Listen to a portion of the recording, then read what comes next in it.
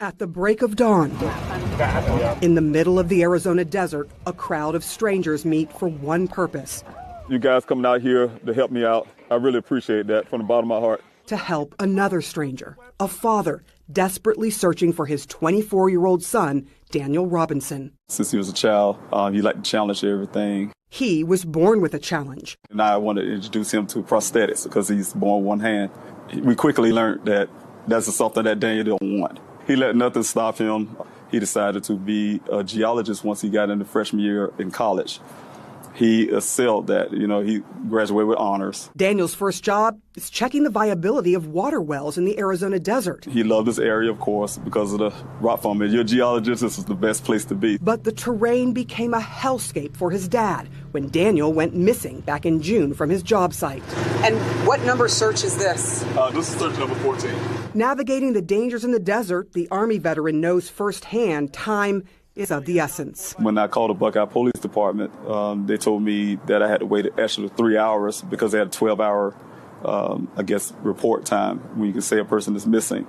Then I called them back and put in a missing person report. I got very worried. That's when I got very worried. I asked the Buckeye Police Department to go out and search that area. The officer told me that they were going to send a vehicle out there, a helicopter out to search for him. I was relieved. And then he called back an hour later and said, no, it was a no-go. I'm his dad, and he's my son. I've lost all sense of reality. At that moment, I said, you know what? They're not going to look for my son. I'm going to have to do it myself. Before he arrived, police did decide to search on foot and with helicopters. This is the last place your son was seen? The last place. What do you think happened, David? I think a lot happened here. I'm very suspicious. But he doesn't know what. A month in, there's a break in the case, and police call Robinson. I got afraid, actually, that it's going to be some bad news. He said, no, we just found his vehicle. Some ranchers found it, and then at that point, we conducted our investigation and additional searches. What was the condition of the car? If it had rolled over, it sounds like it was pretty bad. Yeah, the car was on its side. The sunroof was kicked out at that point, so he might have exited through the sunroof. His wrecked car in a ravine, both airbags deployed, Daniel's cell phone, clothes he was wearing that day, and a case of water all found at the crash site. But not Daniel. People don't just disappear into thin air. True. Does that sort of feel like what's happened here? Yes. Yeah, it's very, very challenging case. No matter how much the family asks for this to be a criminal investigation, can you make that happen? We can't make up evidence. Absolutely suspicious circumstances related to the case. Frustrated and heartbroken, Robinson hired a private investigator. Where are we going? Down here is where the vehicle was recovered from. Is that the glass from the car? Yes.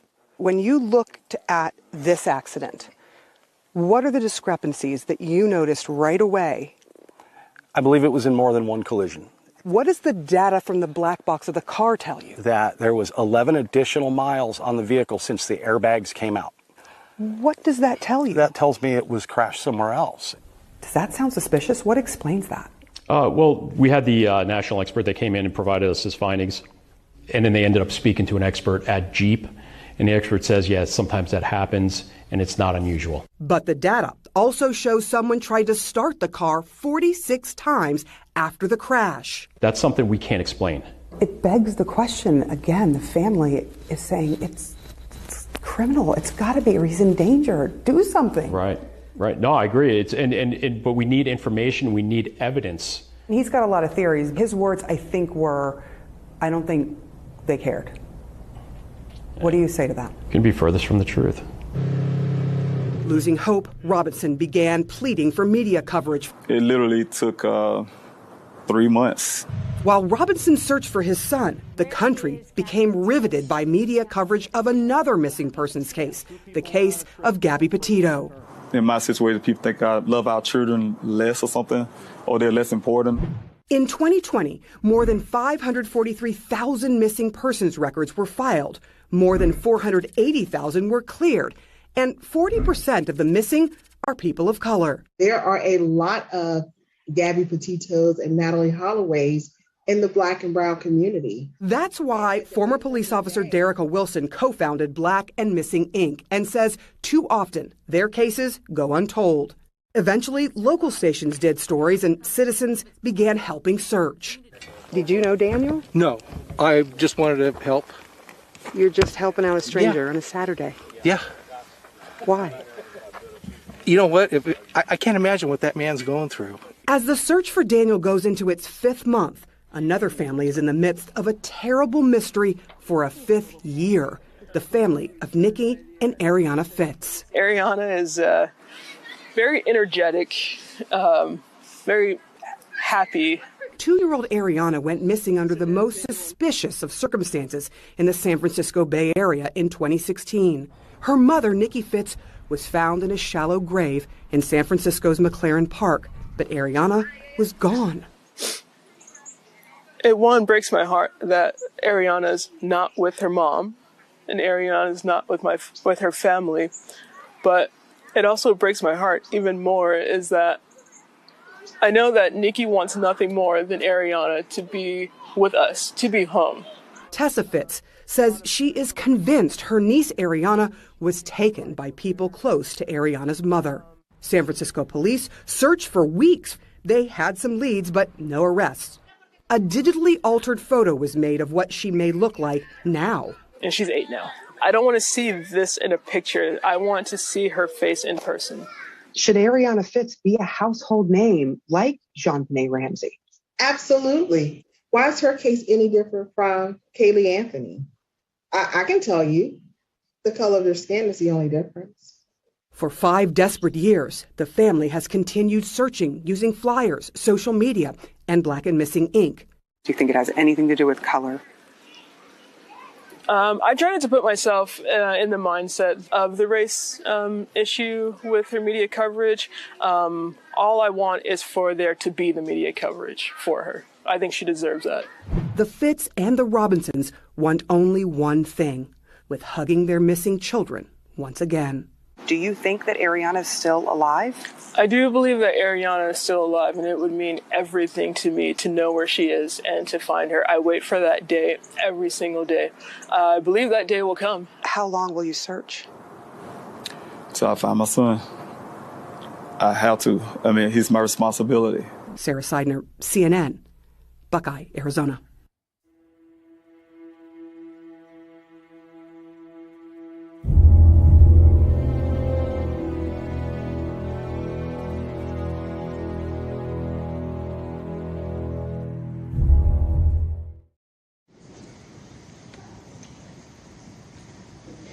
My name is Daniel Robinson. I attend AC Flora, and I'm planning to major in geology at College of Charleston. Good job.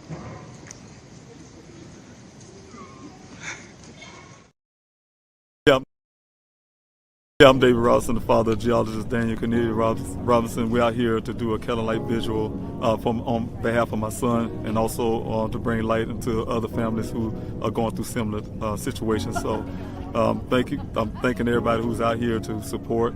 We need to stand in solidarity to bring attention to this case and to make a statement. Oh, I'll be your shelter, I'll be your armor. I hear you whisper underneath your breath.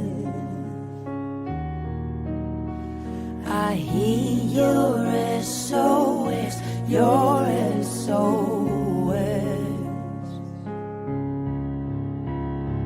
I will send out an army to find you in the middle of the darkest night. It's true, I will rescue you.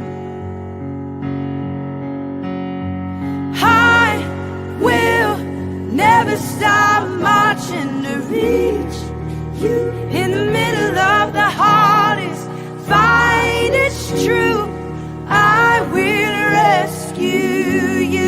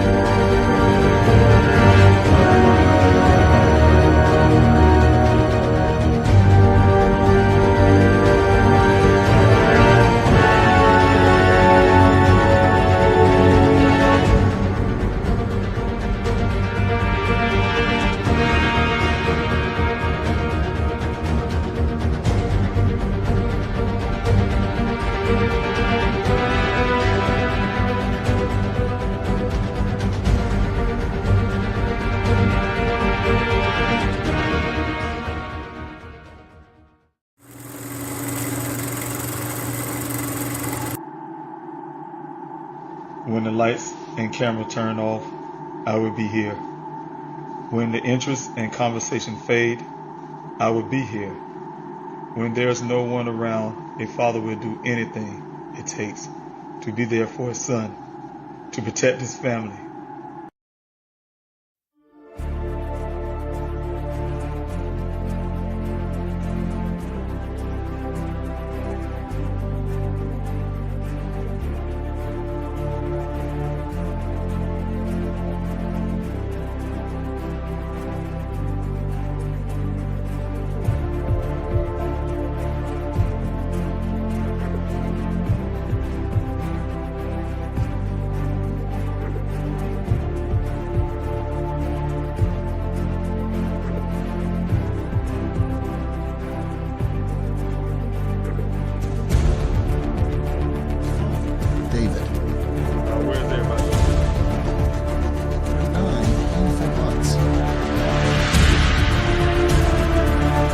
Without these special people behind me, I wouldn't have a search.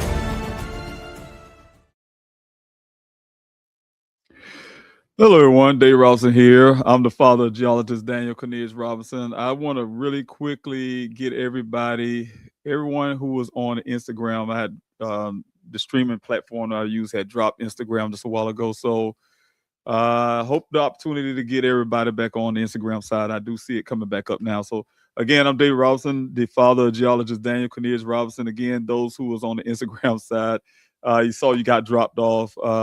The streaming platform that I use alerted me that we had some difficulty streaming with the Instagram side. So I had to take you off and put you back up. So hopefully it stay there. I'm here tonight to do a Q&A. I talked about doing something totally different through those who are donated through the GoFundMe. I said I was going to come on to talk about some of the things in Daniel's case. I am changing my mind. I'm going to try to make this a short Q&A to answer some questions about Daniel's case, to talk about some things. And I can talk about some of the updates, what I'm currently doing in Daniel's case. But ultimately, I'm a little tired. I did a virtual town hall that goes along with my congressional run. So thank you so much, everybody who joining in tonight. Again, for those who haven't been to my platform when it comes to doing live streams, podcasts, I'm David Robinson, the father of geologist Daniel Cornelius Robinson. My son Daniel, geologist, went missing in the Sonoran Desert June 23rd of 2021. He's a native here in Columbia, South Carolina. Went to the College of Charleston. Graduated with honors with a degree in geology. Took it out to Arizona and to pursue his career. He landed his first job in Phoenix, Arizona, with a company called Matrix New World, Matrix Southwest Groundwater. They hired him on as an engineering company, hired him on as a field geologist, also called a hydrogeologist. And Arizona is a desert state, of course, who relies heavily on groundwater as well as things like the Colorado River. And Daniel's job is very important. They go into various areas, well sites, to assess groundwaters, especially for communities when community developments are being created, to make sure that there are enough groundwater to sustain the community. These groundwaters have to produce 100 years of water, have to be able to charge itself up to 100 years. Scientists like my son's job is very important to be able to determine that. The sediments that's also in the earth, the rock sediment, things like that, to make sure the water is drinkable, all that kind of stuff matters. The volume of water, again, like I said, it comes out. So very, very crucial job. Daniel enjoyed his job as a geologist. He loved pretty rocks. He liked to go hiking, like doing some of those things that geologist does. Unfortunately, my son went missing on June 23rd of 2021 after getting assigned to 2 well sites, one both in Buckeye, Arizona, one off of Verrado Way area, the other is off of Sun Valley Parkway for those who are in Arizona.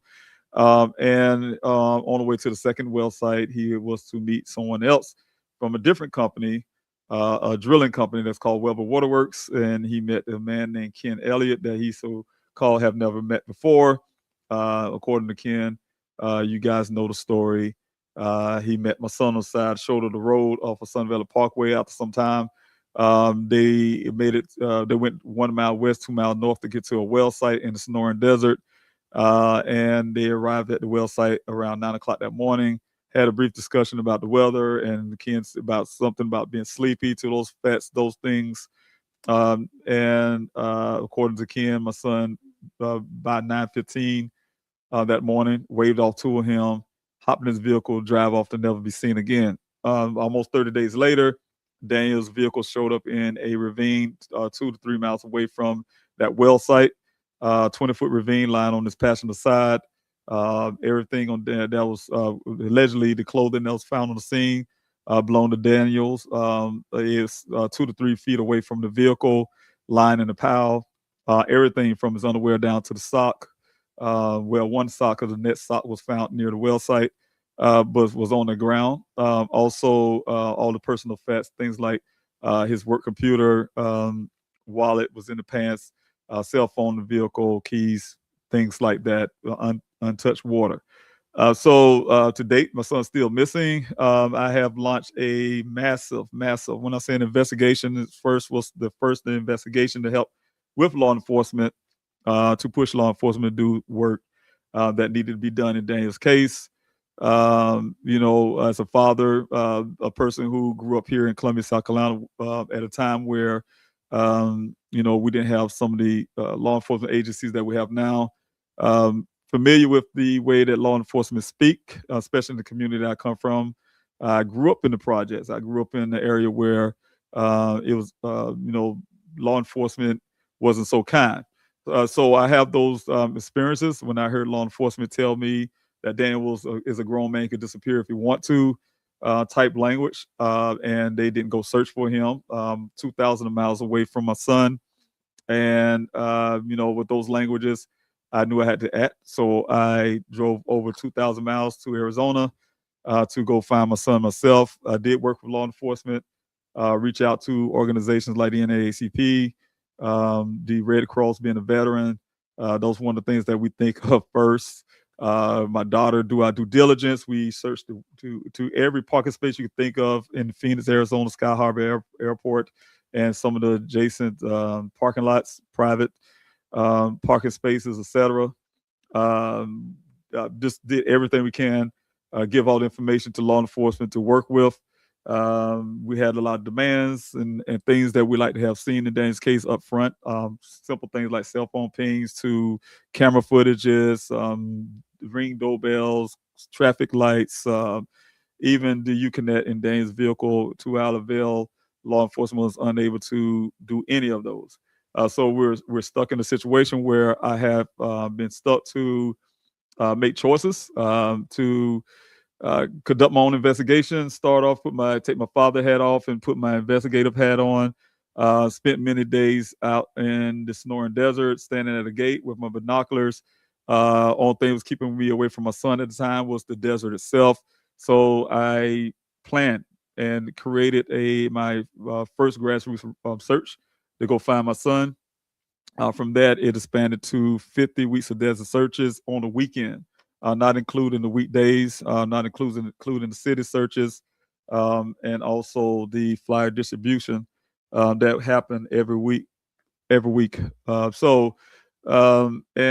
the efforts that also brought closures for other families, found human remains, despite what law enforcement say, up to 7 human remains of people, one being a skull that we know belongs to a family down in Florida, and also solving the case for the Maricopa County Sheriff's Office. I was able to do that in my year of searches.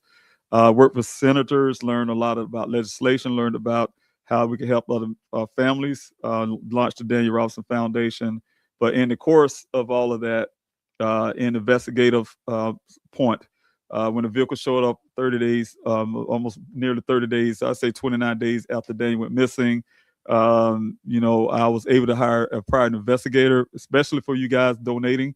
I was able to hire a private investigator because of the theory that law enforcement had. Though there was evidence of foul play, though there was information from the family of our concern of things not in Daniel's character, and also the fact that we had death threats. I had a death threats on my life, as well as the fact we had a ransom that I had to fight over for over a month and a half, trying to try to prove life, if they had life, proof of life from these would-be people giving ransom. So to my avail in Daniel's case was never ever to this date until 2026 to get the FBI to even work Daniel's case.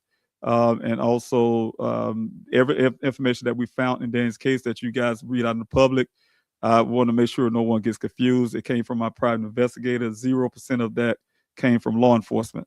So we want to make sure that we are continuing to do the work to find my son.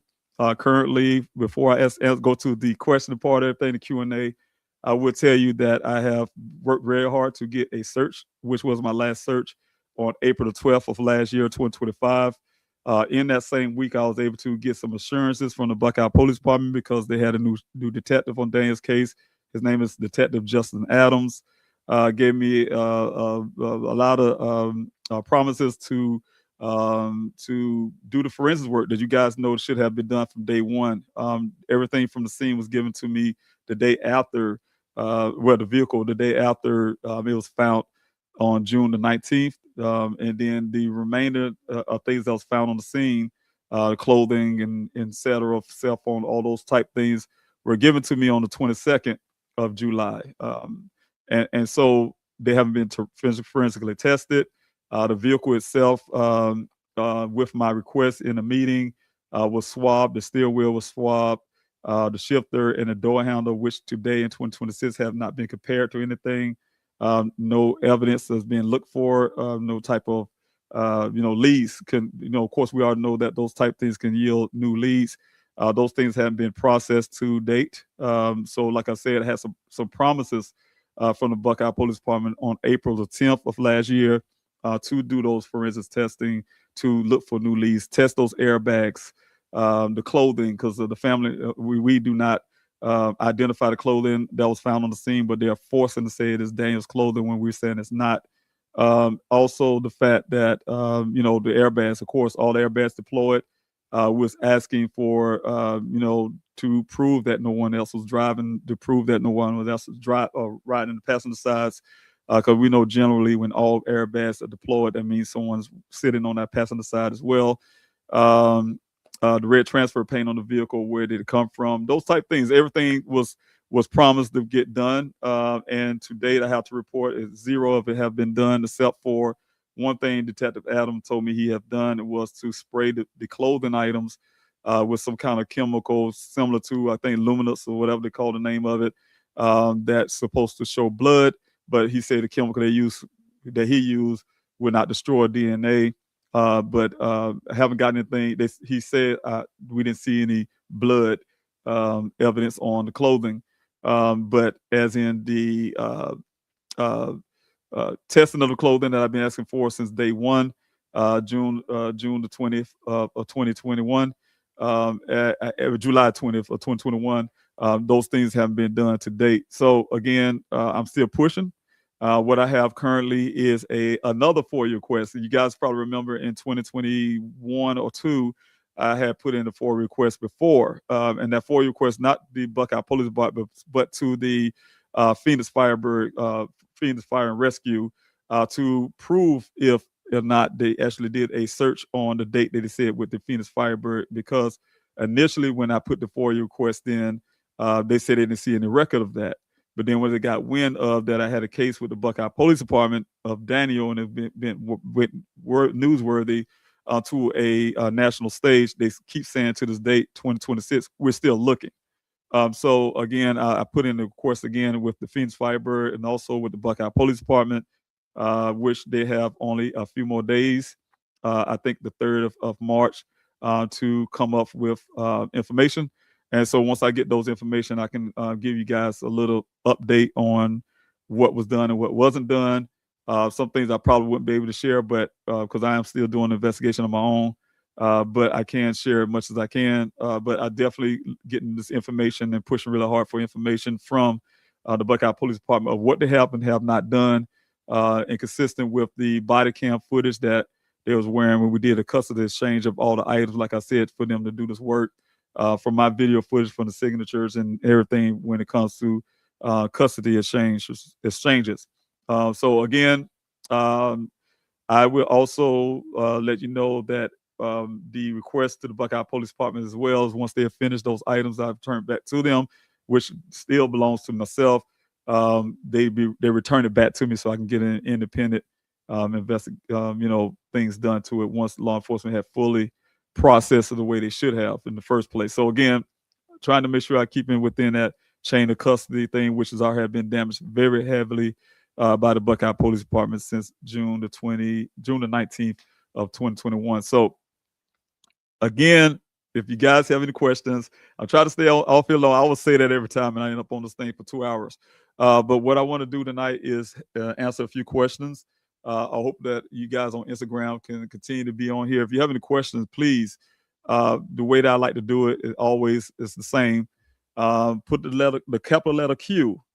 Those who know how to do this, remember this: the capital letter Q or the word question or a big question mark before your question. And that helped me as I'm coming down the comment section to identify which are questions and which are not. Because a lot of times I'll try to skip down really fast with the time, and I'll just strictly looking for those symbols and things like that so I can answer your questions. So I'll try to make sure I'm missing those who are on the Instagram side. I would not be able to display you on the screen, unfortunately, because that's the way StreamYard work. But I could do it if I share a screen, but it wouldn't look so pretty. But I can see your questions. I look up at the other screen there, and I can see your questions, and I will verbally answer your question, tell your question, and answer your question if you have any. But again, put the capital letter Q, the word question mark, or a question mark symbol, letter Q, or the word question itself before your question, and that'll help me identify it. But I want to say hello to a couple of people first. Lola, thank you so much for being here. I remember this case. I always wondered what happened to baby boy. He's Daniel is a male child. So thanks so much. I truly appreciate you for being here. Also, Shirley, thanks so much for being here. Say prayers for you and your family. I hope you get the answers you deserve. There are too many people going missing out here in this desert. God bless you and Daniel's dad. Thanks so much. I really appreciate that. And you're right.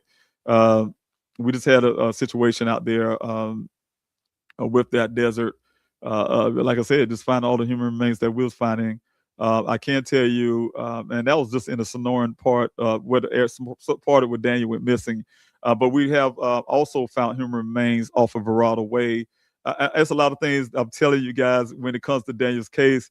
It's a lot of things, and you guys were here because I'm working on some things to make sure that people get the full story of Daniel, what's going on in his case and things like that.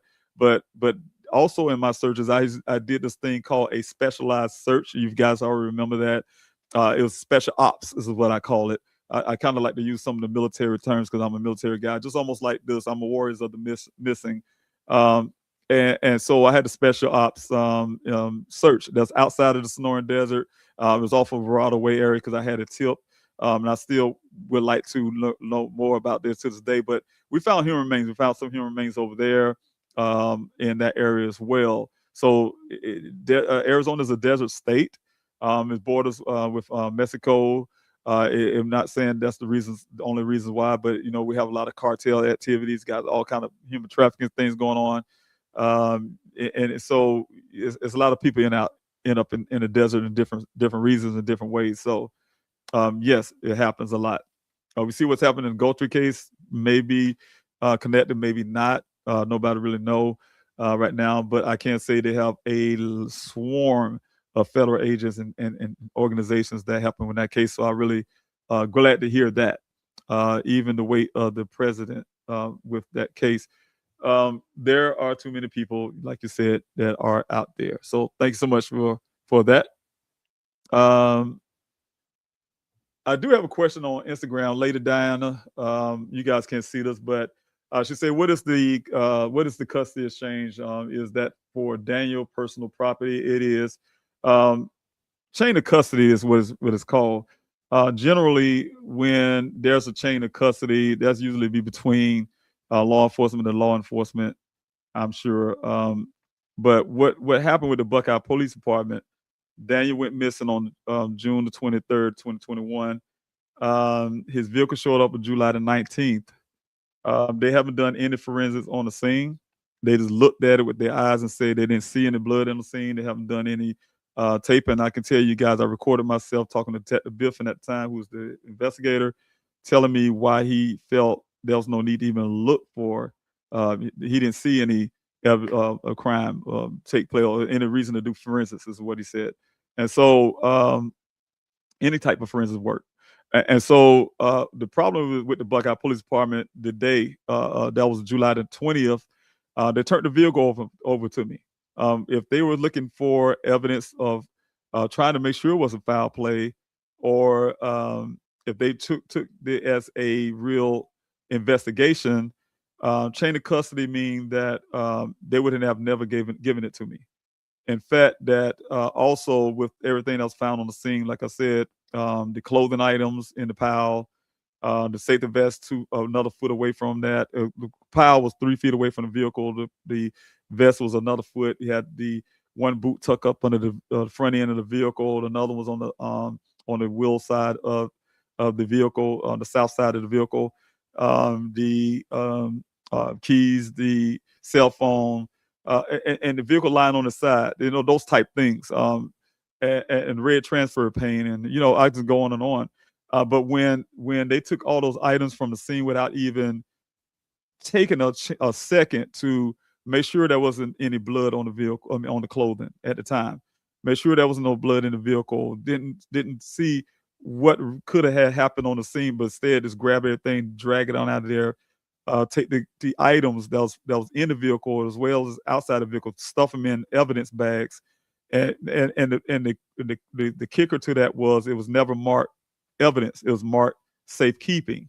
And anybody who's watching me right now who is law enforcement know what safekeeping means.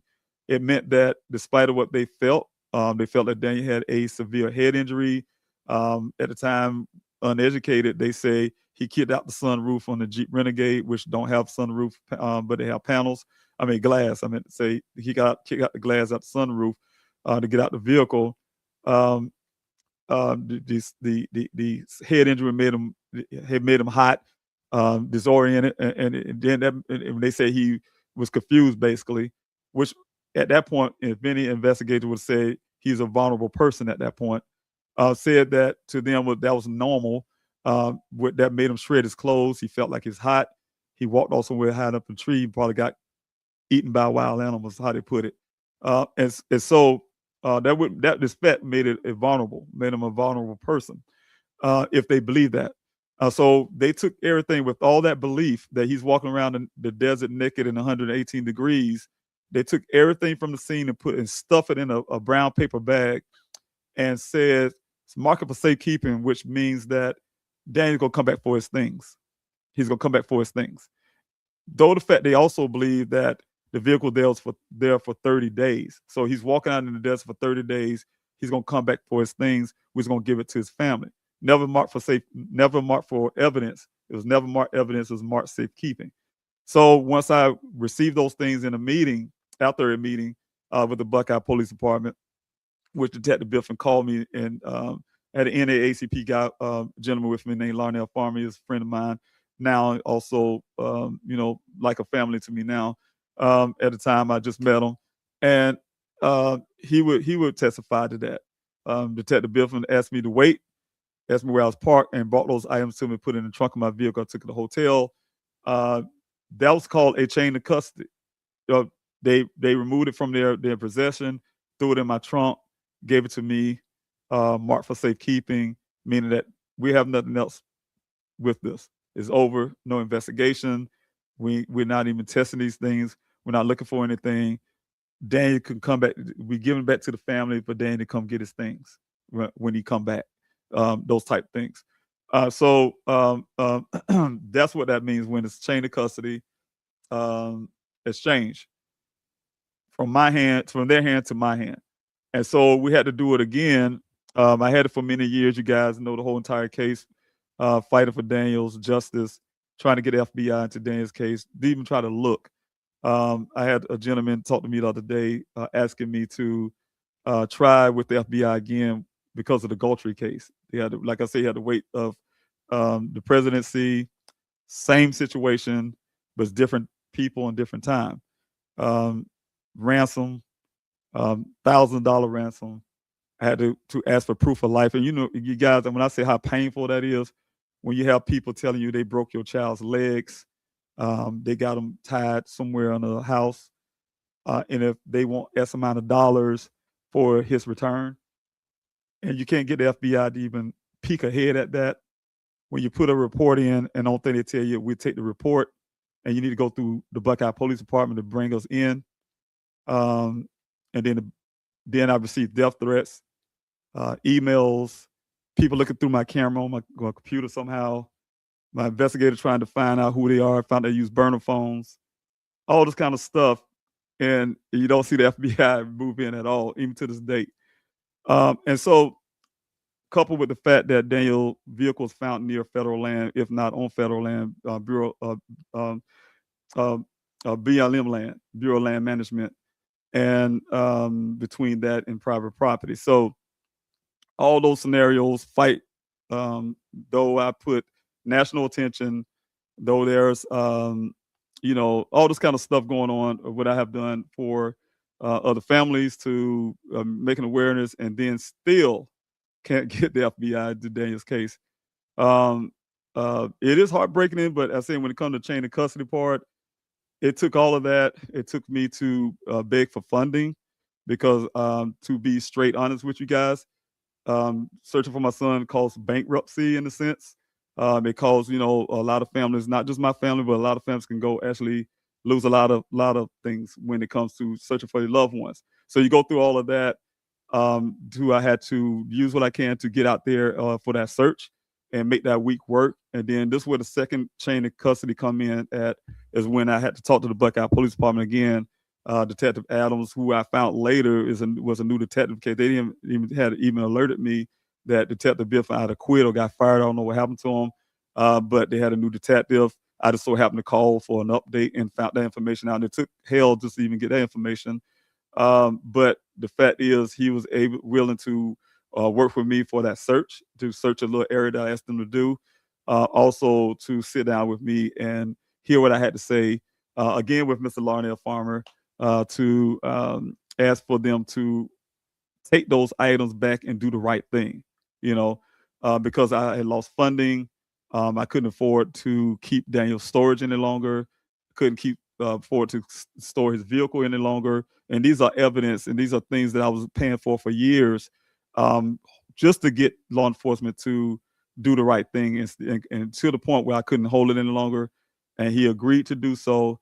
We had to make sure that the requirement was, of course, body cam footage, seeing those exchanges happen from vehicle to vehicle, from storage unit to their vehicle, signed paperwork. We took pictures ourselves, the whole thing for a custody exchange back into law enforcement hands for them to do the proper work.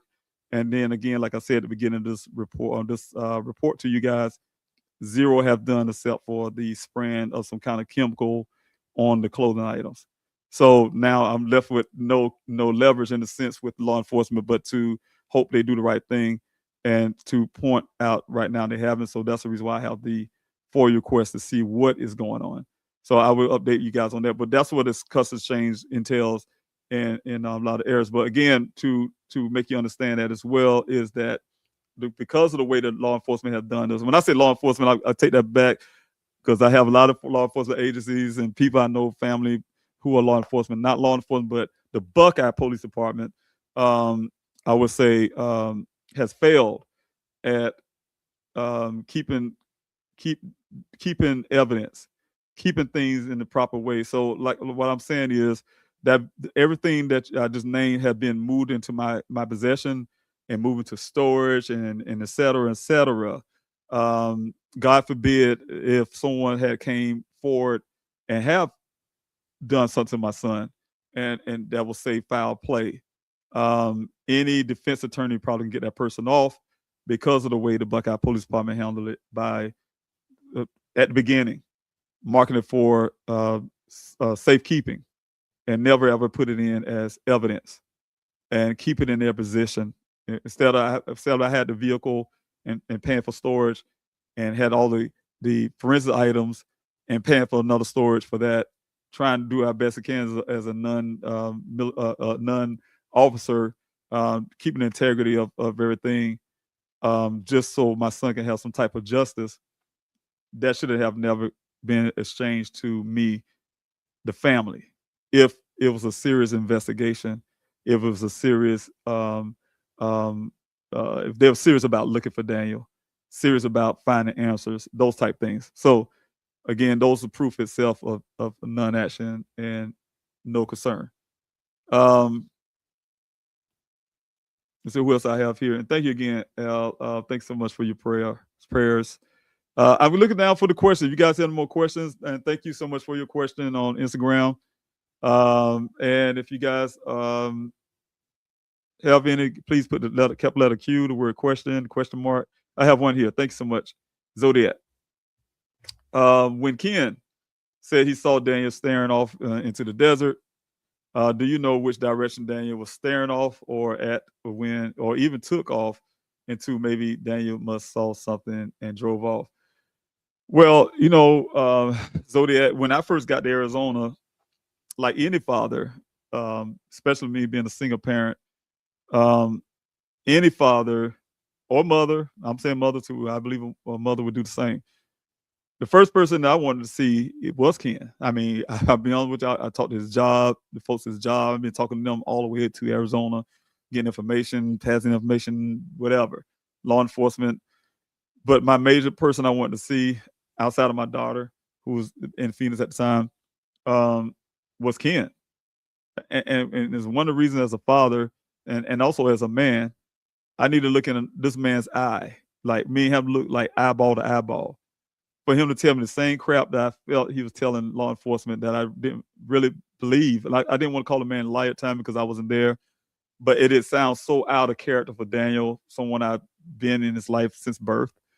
And so when you say he's staring off into the desert, the first thing I want to do is when I formed my first search, the very first search that I had was definitely to go look for Daniel. Definitely to go look for Daniel. That was number one. But it also was that I had to go stand there and that I had to see this well site. I had to see this well site and I had to stand there and see how the story was true. And that was one of the things right there. When Ken said he was looking off and staring off into the desert. Now, when your guys seen the CNN piece, when we was out on the ground and all that kind of stuff, back then when I first got there, that well site looked nothing like that. It wasn't cleared out that way. That was since before CNN came on out there in the desert with me to film, and there was the area was being groomed for development because of course you already know there's development to this day now out there. So they cut back the brush by the time CNN got there. But when I first got there, the brush was close up to the well site itself.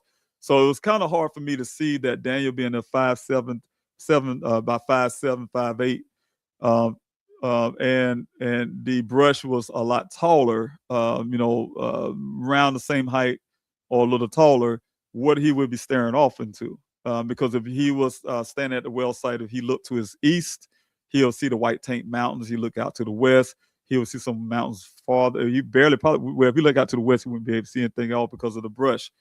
But the White Tank Mountains are a lot closer, so he would be able to see that if he looked to the east. Now, if you look down to the west, he would not be able to see anything as well as the north. So I don't know what he sent Ken if he at the well site. Also, even when they started pushing some of the brush back to get that well site ready for things to come. Only thing to look at would be the brush. There's also behind the brush is the Waggoner Wash, which is a dry bed during that time of the year. Also, and then you go further west, that would be the Hansiyapa River, which is also a dry bed that time of the year because it was just going get ready to go into the wet season where water probably will start flowing a little bit here and there. And so the question would be, I don't understand the stare off. And also the fact that the need for him to say that he was looking to his eyes to see, I guess he was on something or something. I know Daniel, no grown man is gonna be sitting there looking in his eyes like this for many reasons. And so it's some things that he was saying that, yeah, this didn't sound right to me. And that's what made me question. I went to go see things myself, but also the fact I had to go stand in the exact spot my son was standing in because I wanted to see for myself what he could have been looking at, what he could have been feeling at the time. Maybe I can feel something, as a father. But yes, that was it. But yeah, but staying off, Zodiac, staying off, yes, those are questionables. All right, let's see if anybody have any more questions. I'll make sure I miss none. There's none on Instagram. And let's see. Emily, I don't know if there's a question, but I'm going to put you up for a minute here till I find some more questions. Emily, thanks for being here. It's hard to get it for you, files for some reason. I'm waiting on files for Albuquerque, New Mexico, in a missing person case that is almost 20 years old. There's a law. It's a law, but it's kind of loosely about a time limit that it should have those things out, right? Especially in Arizona.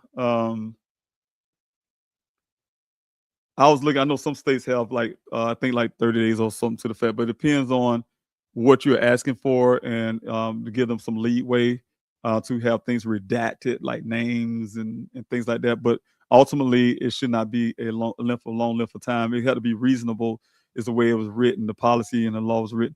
It had to be a reasonable amount of time. So they can't just say, hey, I've been redacting some names off for 20 years or something, or for 30 days, I'm still redacting something. Now, if it's the Epstein files or something like that, who got millions of documents or something, I can see a length of time, but and they need a lot of work, but not the a missing person case. I couldn't see that being more than 30 days of redacting something. So again, yeah, that's very hard to deal with when it comes to these FOIA, because like I said, I've been waiting on the FOIA request that I put in for the Phoenix Firebird, because I know they're lying. They never did search for Daniel. They just lied to my family. And the reason why I say that, because though I don't believe nothing Ken said when it comes to my son just waving off to him like that, but he also said that he was there every day. When I talked to him, when I looked him eye to eye, he was there every day since Daniel went missing. And I said, oh, great. You was here when law enforcement came to the well site and they was flying over this helicopter. And he said out of his own mouth, no, I didn't see no law enforcement. Law enforcement didn't come here to the well site. They ain't come here. I ain't see no helicopter. I ain't hear no helicopter. I didn't hear a helicopter. And so at that time, that's what made me question in the first place if it ever happened. And that what made me put the FOIA question the first time. So, like I said, when I put it in, Phoenix, Fire and Rescue said they didn't see any record of that. Then I'm sure because, like I said, at the time, I was just hitting national attention for Daniel's case. And when they got wind of that, I said, oh, really? Well, y'all say I need that in writing so that there was no, we're still looking for it. And they've been looking for it, like I said, here it is 2026, and they're still looking for it. It never happened. Question. Anybody? Thanks so much for your question, your comment. I think I already had you, Zodiac, right here, staring off. Oh, PM Channel. I haven't seen you in a bit, but thank you so much. You have always been there. You put a smile on my face. Thank you for being here. I truly appreciate you. Thank you so much. I have one from Emily. Question from Emily. Thank you, Emily. I'm new to your son's case. Can you tell us what your private investigator has done? I will start there. My private investigator. Do I still have him? I'll answer that. I'll answer your first one first. My private investigator came on after the vehicle showed up. Like I said, the theory from the Buckeye Police Department was a couple things. They felt, like I said, Detective Biffin initially said he believed my son rested by a tree and got ate by some type of animal or something. That was in the same day or same area of time in that same day where he was taking me to see that vehicle for the first time at the police compound. Sitting behind there, they had a bunch of towed vehicles for whatever reason, but he pointed out to Dan's vehicle. To make a long story with that, his theory about that vehicle even made me more suspect to them. They, first of all, they don't care. They think I'm just like some type of Southern dummy or something because I'm from the South or something.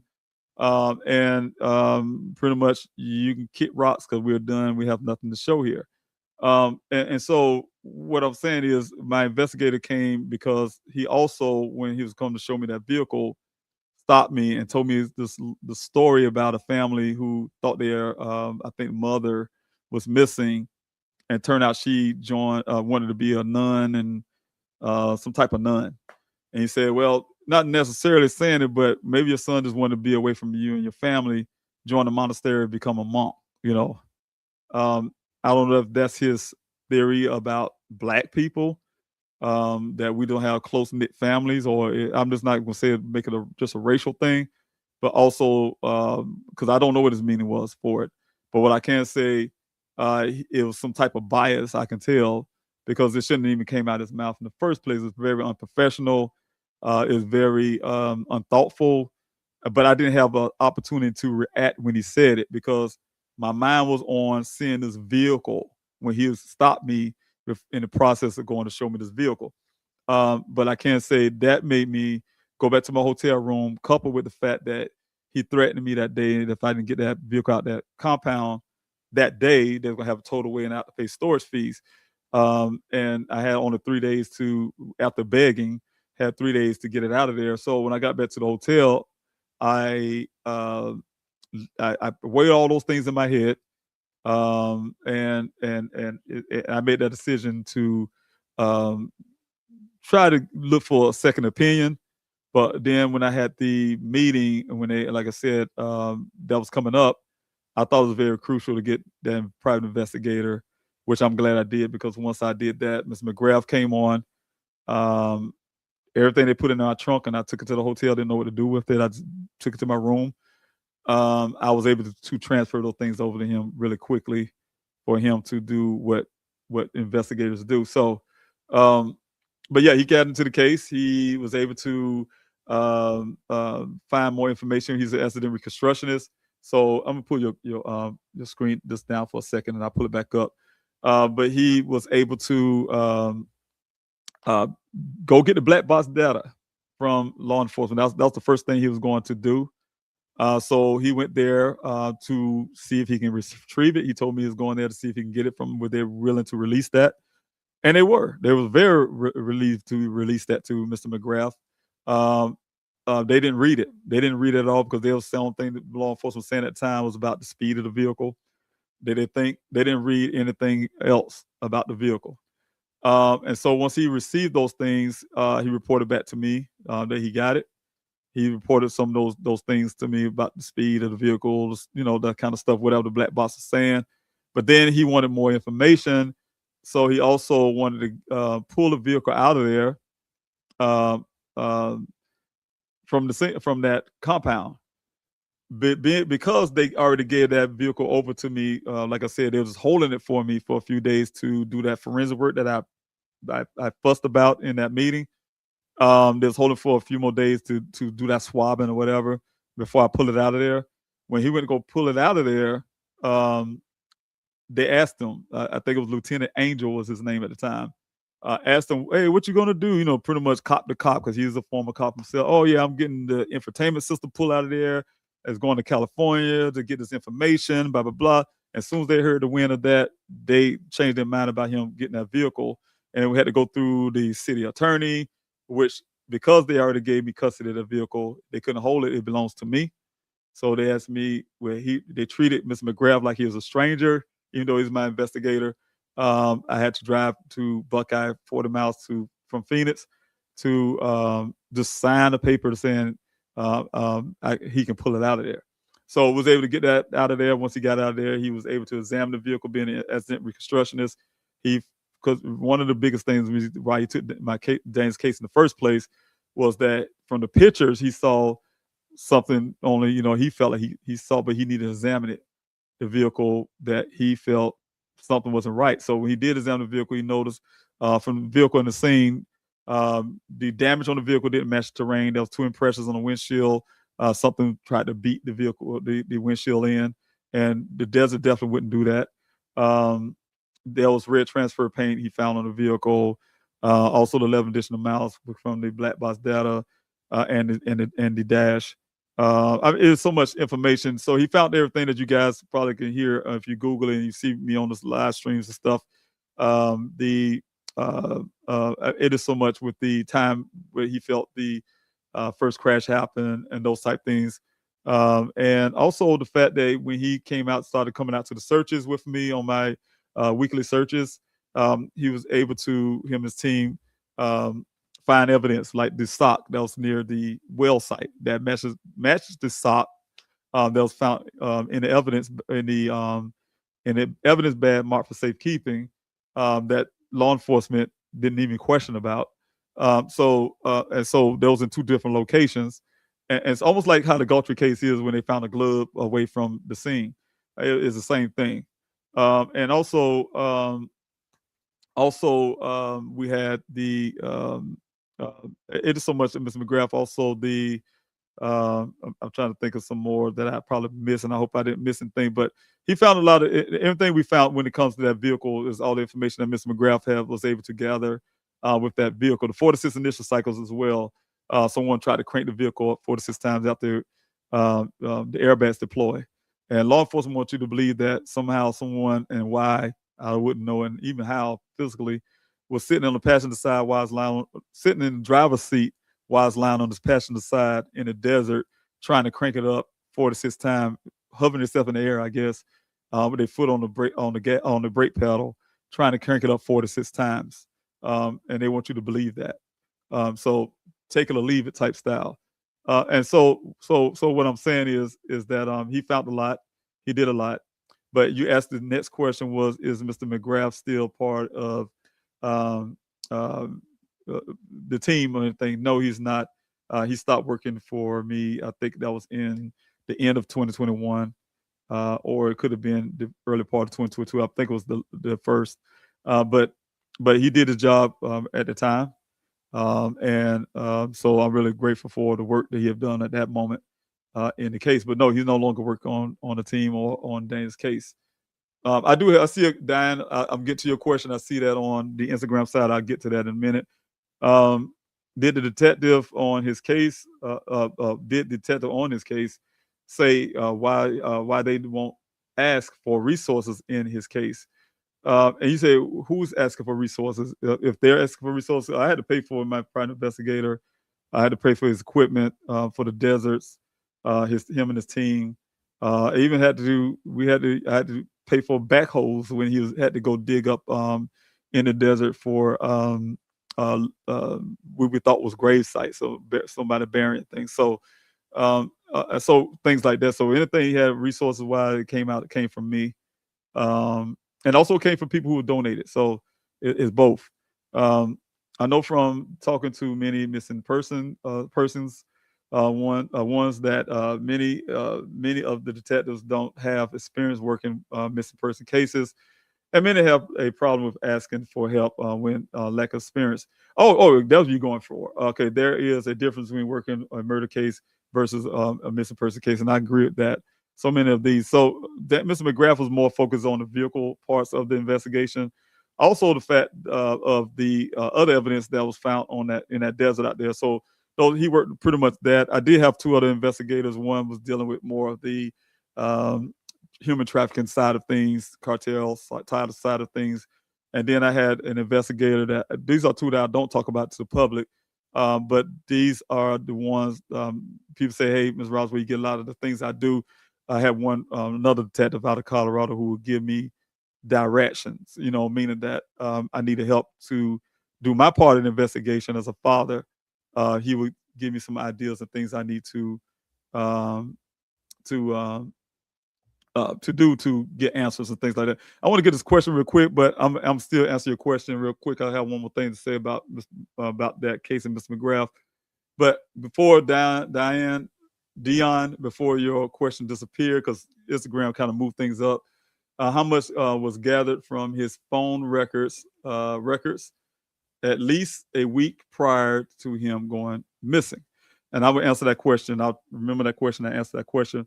But go back to Mr. McGrath. Yes, he's been working the case. He did his part when it comes to asset reconstruction. That was the major part of the case when the vehicle showed up.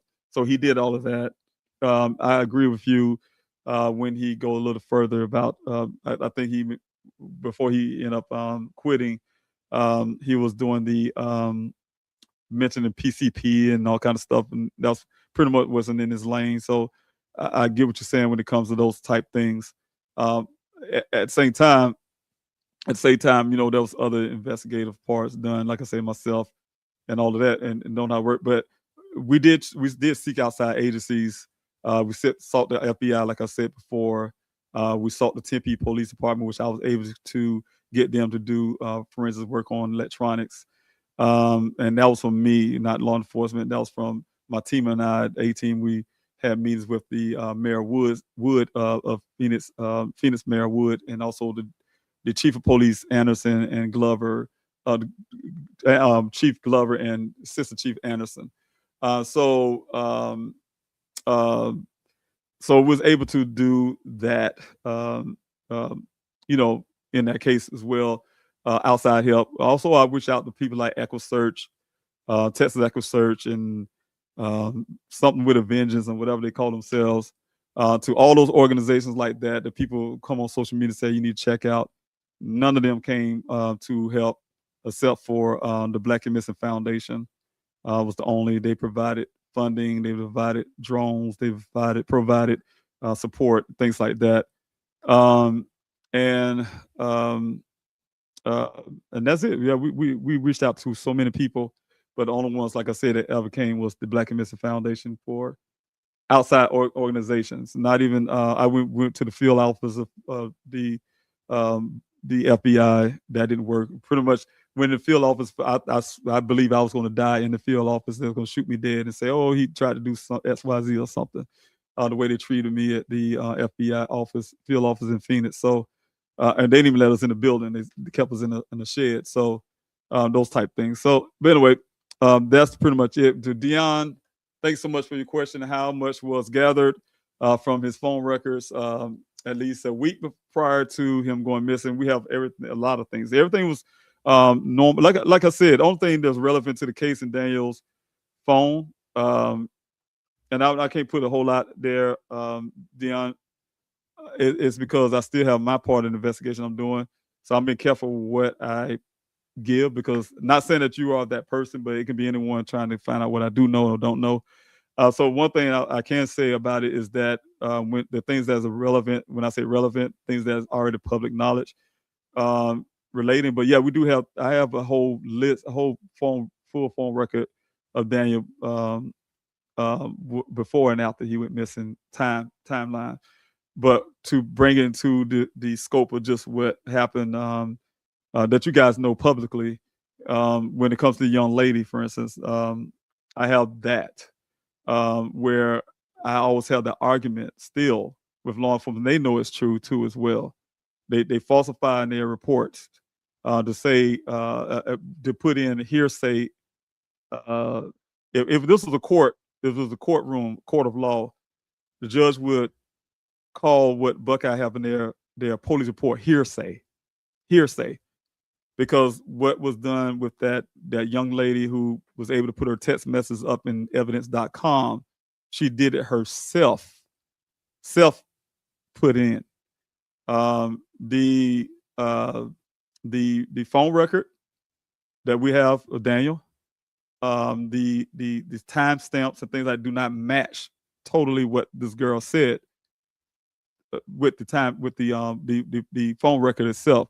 So that's the problem. That's a problem, and law enforcement put that in the report as in a way that she put it in to give the appearance that Daniel's like some type of stalker or he was so heartbroken, those type things. So it created and built on the narrative that was out there.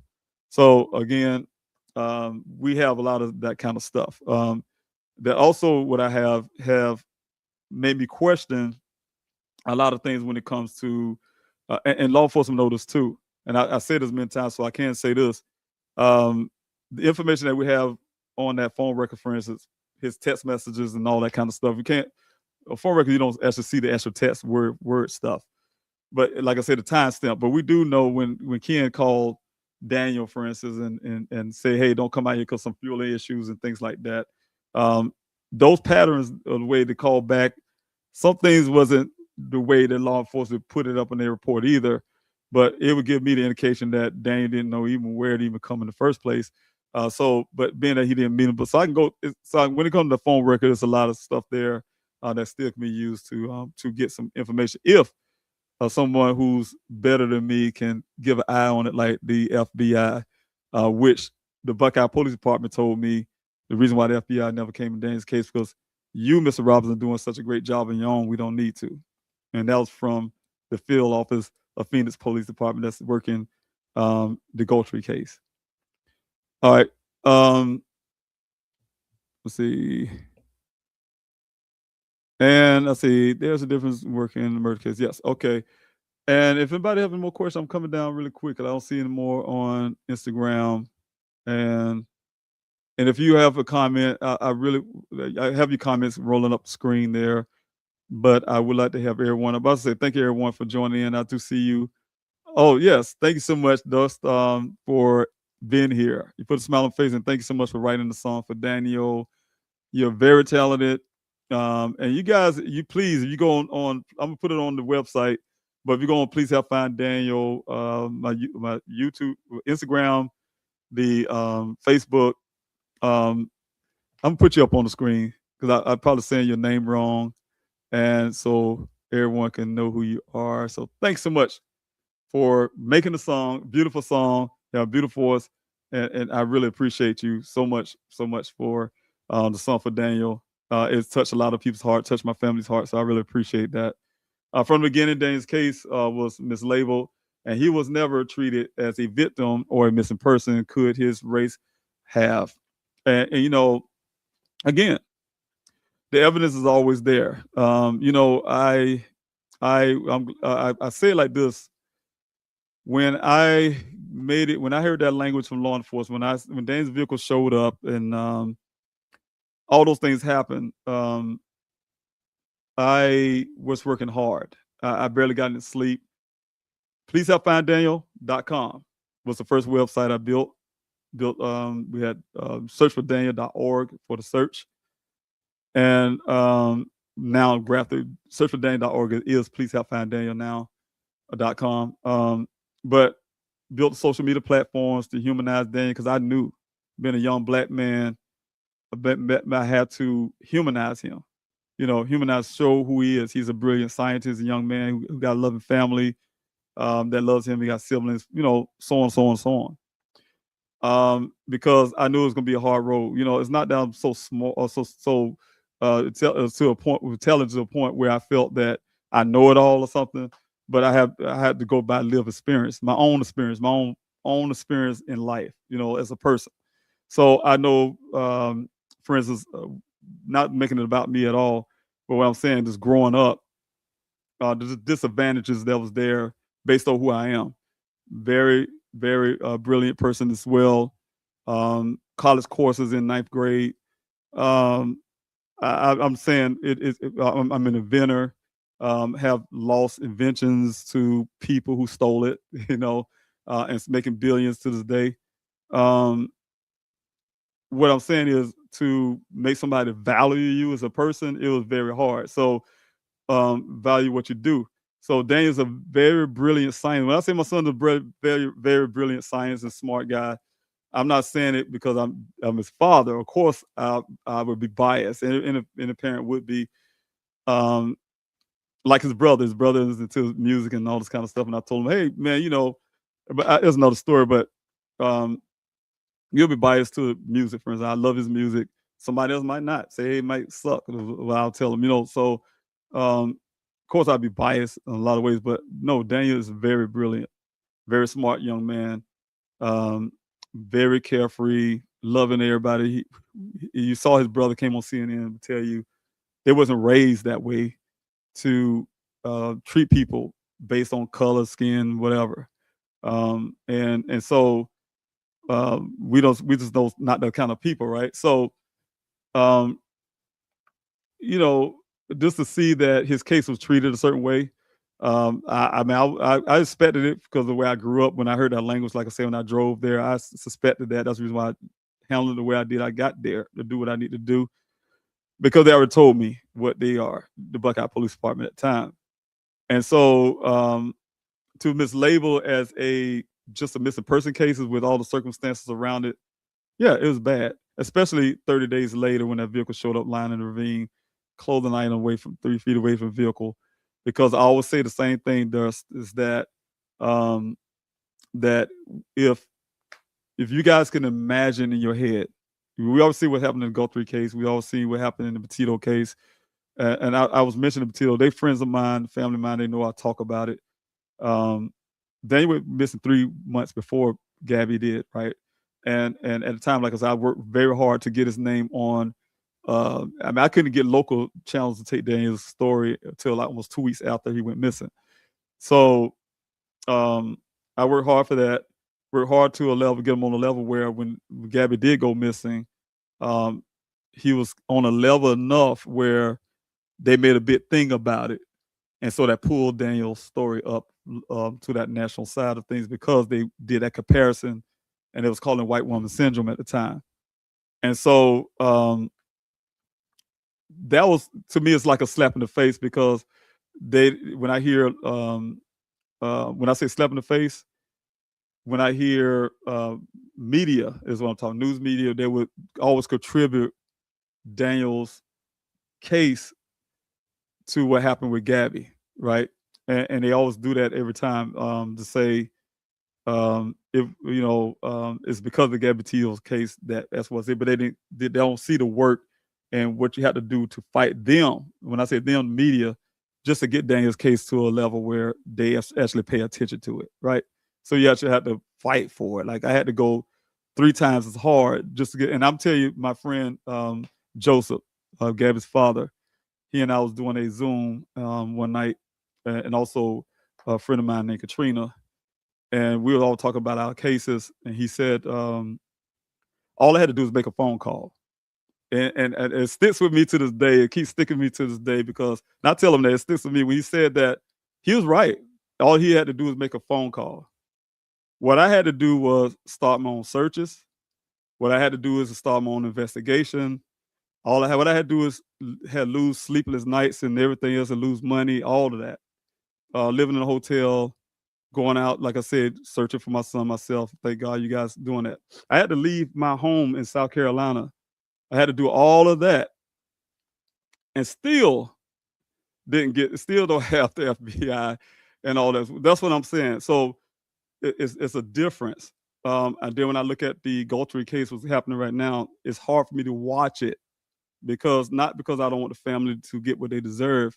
Every family deserves that. What hard for me to watch is the same situations, same scenario, just different people and different action. That's the hurtful part. And then the part is the mislabeling, like you said. when that vehicle showed up, and they look at it and said, no foul play here, and they still stand by it. Nothing to see here, nothing to examine, nothing looks wrong. Because nobody in this God's green earth would tell me if that blue gray Jeep Renegade was a police cruiser. Same circumstances. The only difference is it would have happened on June 23rd, 21. What I would say, it wouldn't have happened on July the 19th. Lying on his side, police uniform lying 3 feet away from the vehicle. Everything that officer's wearing, from his underwear down to his sock, one sock missing at that. His wallet, keys, everything was left on the scene, water and everything. And they would have grabbed those things off the scene, took it to the police department, called his family, and put all his stuff in a safekeeping bag and say, there ain't nothing to see here. Nobody can tell me that would have been an automatic crime scene. Just a fact that a vehicle was seen lying on this side right there, because it's one of their own. And so what I'm saying, or one of their children, so it's always a difference. And then the crazy part about it, I had to live, when people ask me about disparities, and I talk about the disparities and things like that, you hear the Black Amnesty Foundation talk about this. I'm living it in real time. I'm always living it in real time. Even with my fight that's currently still happening, with little to no money, I'm still pushing, running for office. Little more money, I'm still pushing, trying to help other families, doing things like lives and talking about the statistics and doing. It's a lot. It's a lot. It takes a lot. But what I'm saying is, to go back to the mislabeling of Daniel's case, you're right, is being mislabeled as a just missing person case because of who he is. Despite that he's an American scientist, he's which you guys don't ever hear me say it, because I raised him, his mother and I raised him not as a handicapped child, because he was born without a right hand. He been treated exactly like anybody else, and he carried himself like anybody else. But even with that, a person that don't know him, saw him without a right hand, would not even say, "Oh my gosh, he needs some help." Or the fact that he have not even ever been in that desert before, in that area, Sonoran Desert, he somehow made a, quote, the wrong turn going out. He's a vulnerable person in 180 degrees. The fact when the vehicle showed up, like I said, on that scene, and under those circumstances, they believe it was a head injury, and he still wasn't deemed to them as an endangered person. That tells you right there by itself. As one lady said, when somebody show you who they are, believe them, and that's from a wise lady named Maya Angelou. So again, those type things I'm saying, that you're right, and that's what I say. It is a difference. It's a difference between what a lot of times what color you are, and sometimes it's just the fact that it comes from where you come from. If you come from money, class, social status of being a law enforcement officer, one of their children, that determines what type of actions you receive. So those scenarios and those things do happen in ways that people don't understand it, and they probably try to turn their blind eye and say, I don't really believe that. No, it's real. The reason why I can say it wholeheartedly, because I'm still living it in real time. So again, so I really, really, really thank you so much for that question. And if I have any more questions, I'm gonna jump on the next one, and then I'm gonna get out of here. But I did see one. I thought I did.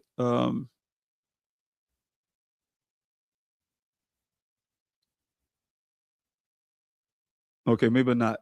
Maybe not.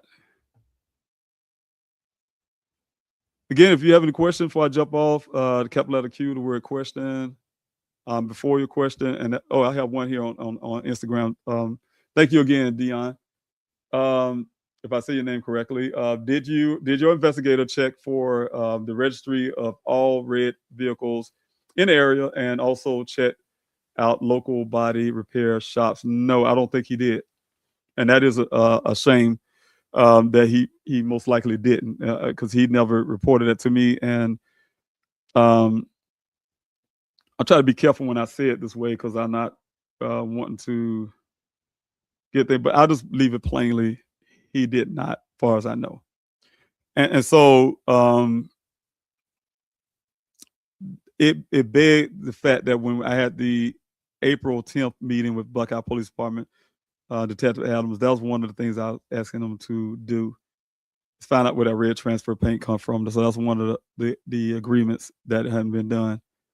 So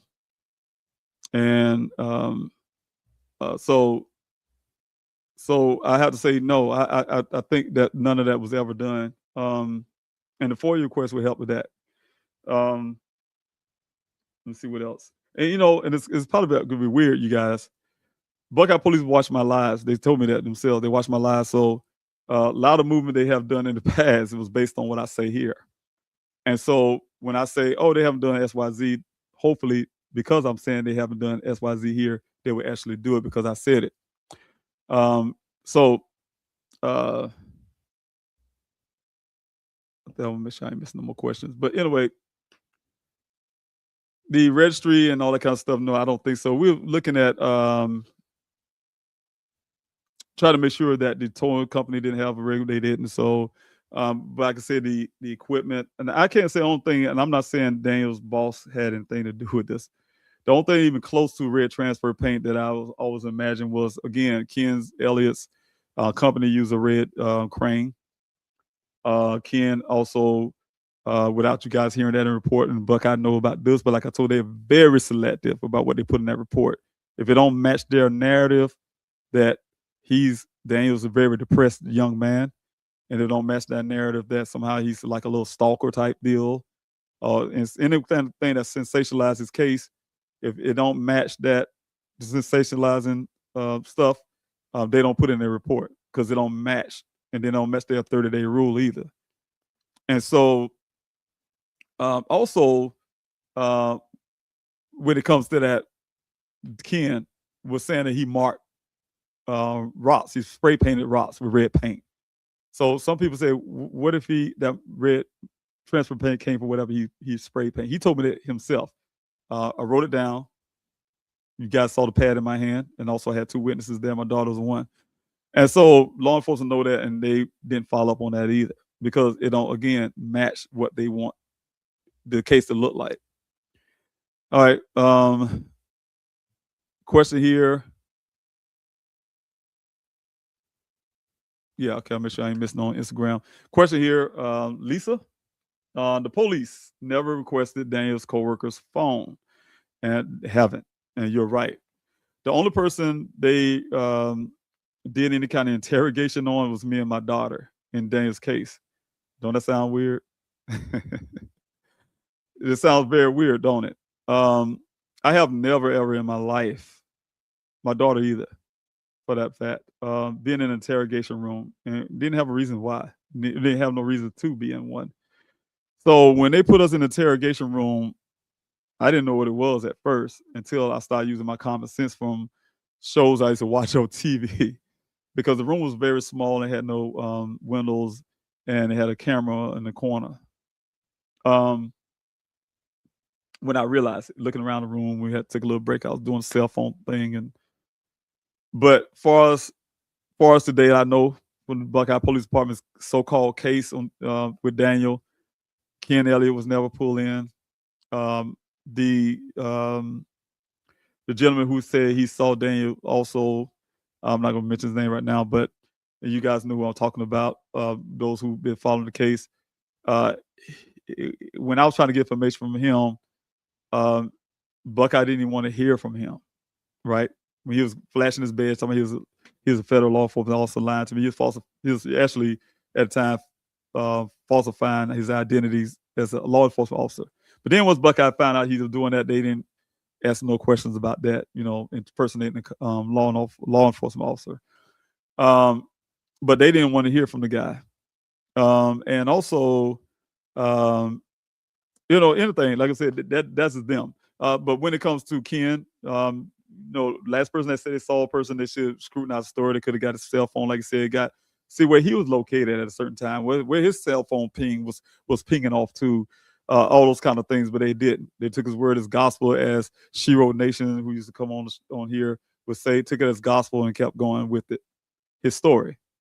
Whatever he said is gospel. We believe it, and that settles it without question. So they haven't done any of that. There's a lot of things they could have done in the first initial to verify and things like that. But like I said, we was the only one in the interrogation room where we was actually able to give them some information and things like that. They even set us in the room. When we was in the room, they actually gave us a moment. I mean, I'm telling you guys, when I start thinking about it hindsight, you got to ask yourself the question why law enforcement did this. They had us sitting in there, me and my daughter, and they said, we need y'all to think of anything now, anything. It ain't got to be related to the case, I guess. Anytime or anything you could think that Daniel seemed like he was acting odd or strange. And we sat there probably for a good, about 5 or probably close to 10 minutes trying to come up with something. And my daughter told them, said, yeah, I remember Daniel came to my apartment one time and he was just staring off at the wall. And this was like 2 weeks before he went missing. He was staring off at the wall one time and he was just staring off gazing at the wall. I stare off a lot in my lifetime. Don't mean something was wrong with me. But they used that and they put that in a report. So it helps with the case, sensationalizing Dan's case that, yeah, his sister said he was staring off at the wall, that type thing. They also put in the report that I said he's in love with a woman he didn't know. They never used the word love when it came to Caitlin, not one time. And law enforcement know that. I have a recording of that, and I've been for years wanting to play that for you guys, my last conversation, but then I thought about it again. That's me and Daniel's last conversation. So, but he never said that in that conversation, because that's when the last conversation I had with my son when he told me about Caitlin, and law enforcement learned about what he said about Caitlin through me. And there never was a word from Daniel's mouth ever used the word love when it came to Caitlin or anything like that. So that's another thing with law enforcement. When I say law enforcement, Buckeye Police Department, I want to be clear. Another question here. Auntie Yayla. Question here. Peace and blessings, brother. I've been following Daniel's case since the beginning. My heart is with you and your family. Is it possible Daniel walked away from the crash site? Anything possible. Anything possible. I would never ever say that he never walked away from the scene. But the biggest part for me, to be honest with you, I don't believe he was ever at that place. He was never. That was just like my investigator found evidence that this was a stage event. That's exactly what it is to me. So when people ask me, do I believe it's foul play? Yes, I do, because of what that vehicle showed. But Daniel, I spent. Let me tell you something, you guys. I spent many days. You guys hear about 40 weeks of desert searches. That's what y'all hear. That's public searches. We also had weekday searches for people who don't work during the week. The only reason I had weekend searches is for people who work during the week, and you get the most people on the weekends. But there's also been weekday searches, and after the searches, sometimes the weekday, even on the weekend, I spent many days out there in the desert by myself. I want to say their names right now, but my desert team at the time knew I did this. Sometimes they don't leave me out. They kind of hang around Sun Valley Parkway because I call and need some help. But one gentleman and his wife was really known for that. So I really appreciate them. I used to stand there in that ravine, right? I stand in that ravine and I try to feel my son, right? Just try to feel him or something. I talk to him all the time and I say, hey, look, show me where you at, son. Show me where you're at. And so I never felt anything in that ravine, first of all. The other part is with Daniel's cell phone, the evidence that was wiped out of the phone, I was able to get some things back. And I tell you guys, that's made me question that Daniel himself was ever in that ravine. That I don't share with the public. Now, the other part is that cell phone, when it was given to me from Detective Biffin, who told me he took it from the scene, which I don't know that's what investigators should be doing. He took it from the scene and put it in the back pocket, because I was questioning, like, who else had the phone? He said, I had the phone the whole time because I got off the scene and I put it in my back pocket, right? And then he cloned the phone. He said whatever it is called cloning. He cloned the phone. He said. The other part is when he said he cloned the phone, that was illegal because he, I think that's pretty much a warrant deal, right? So he cloned the phone without permission and whatever, but that's what they did. The other part is when he gave the physical phone back to me, like I said, all that stuff was in that bag for safekeeping. It was missing a memory card. Memory cards hold all of Daniel's pictures and those type things. It also was missing the, how you do your Google search histories and your Google locations. All that was erased off, right? For that reason. Everything about Caitlin was erased out of the phone, all the text messages, except for her name and her phone number. Everything when it comes to me, myself, the family's mother, siblings, everything was still intact, his friends, conversation. But a lot of other little things was missing out there. And I think everything that I round up, this is the crazy part about it too. The MileIQ app that you guys heard about, everything that MileIQ app could have showed from the phone itself was erased out of the phone. I went to, and so I'm gonna tell you another discrepancy that law enforcement lie about too. They make you appear that they did some work and look into this MileIQ app. They had the phone and they still didn't look for anything. I found the MileIQ app on there and I called the man. I will not put his name out, but the owner of that app.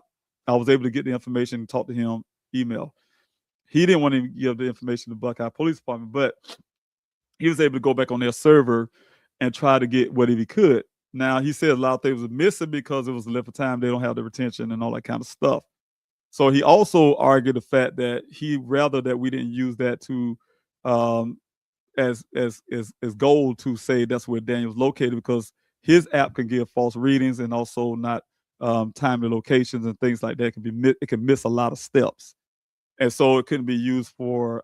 It's like a general use, not a use for pinpointing where something would actually were and all this kind of stuff. So having said that, he was able to give it to me to give to Detective Biff. And so that's how he wanted to handle it, because he didn't want to be responsible for law enforcement using something the way he probably felt they was calling him, I guess, about it, using something as gold standard when it's not. So again, and that's what they end up doing. You guys saw that in the report, because it bounces with their general thing they've been saying from day one without even doing any kind of physical evidence. They base it on a hard hat. They saw a hard hat with some water in it. They claim, which I feel somebody poured the water in there, and say it was a 30-day deal with a hard hat full of water or something, half full of water. And so, yeah, it is a lot of questions. There's a lot of questions with that. But yeah, him walking away from that scene, I don't really believe he was ever there.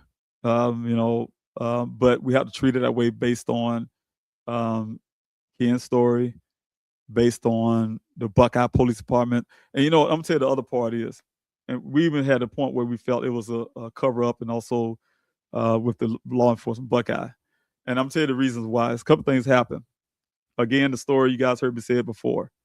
That vehicle showed on July the 19th. I had a search coming that week, and I think July 19th was like on a Wednesday or something. But every week, this is how it goes. My team and I, we will talk on Wednesday. We have our meetings about the search that's coming in on the weekend. I plan out. I talk to the team and tell them where we need to be searching. My coordinator, he makes sure that's going to happen.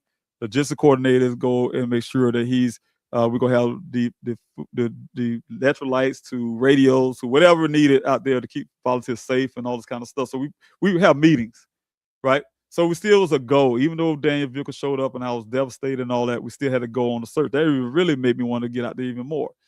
And so after this meeting on the 22nd, I think the 20th, with law enforcement, 20 or 22nd, one around that time frame, Chief Hall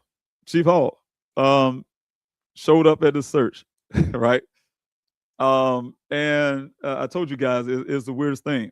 The gentleman that I was working with, he's at that point, he was working with the Buckeye Police Department. Make a long story, I didn't know at the time, but he called me after we had that meeting. He called me when I was headed up to the search. He said, David, I found a new area that we can go let the volunteers come into. It's a lot bigger area for the volunteers to park their cars. Okay, great. Okay, I see y'all when the gate. He said somebody will be waiting on you at the gate to help you know where it's at. Okay, good.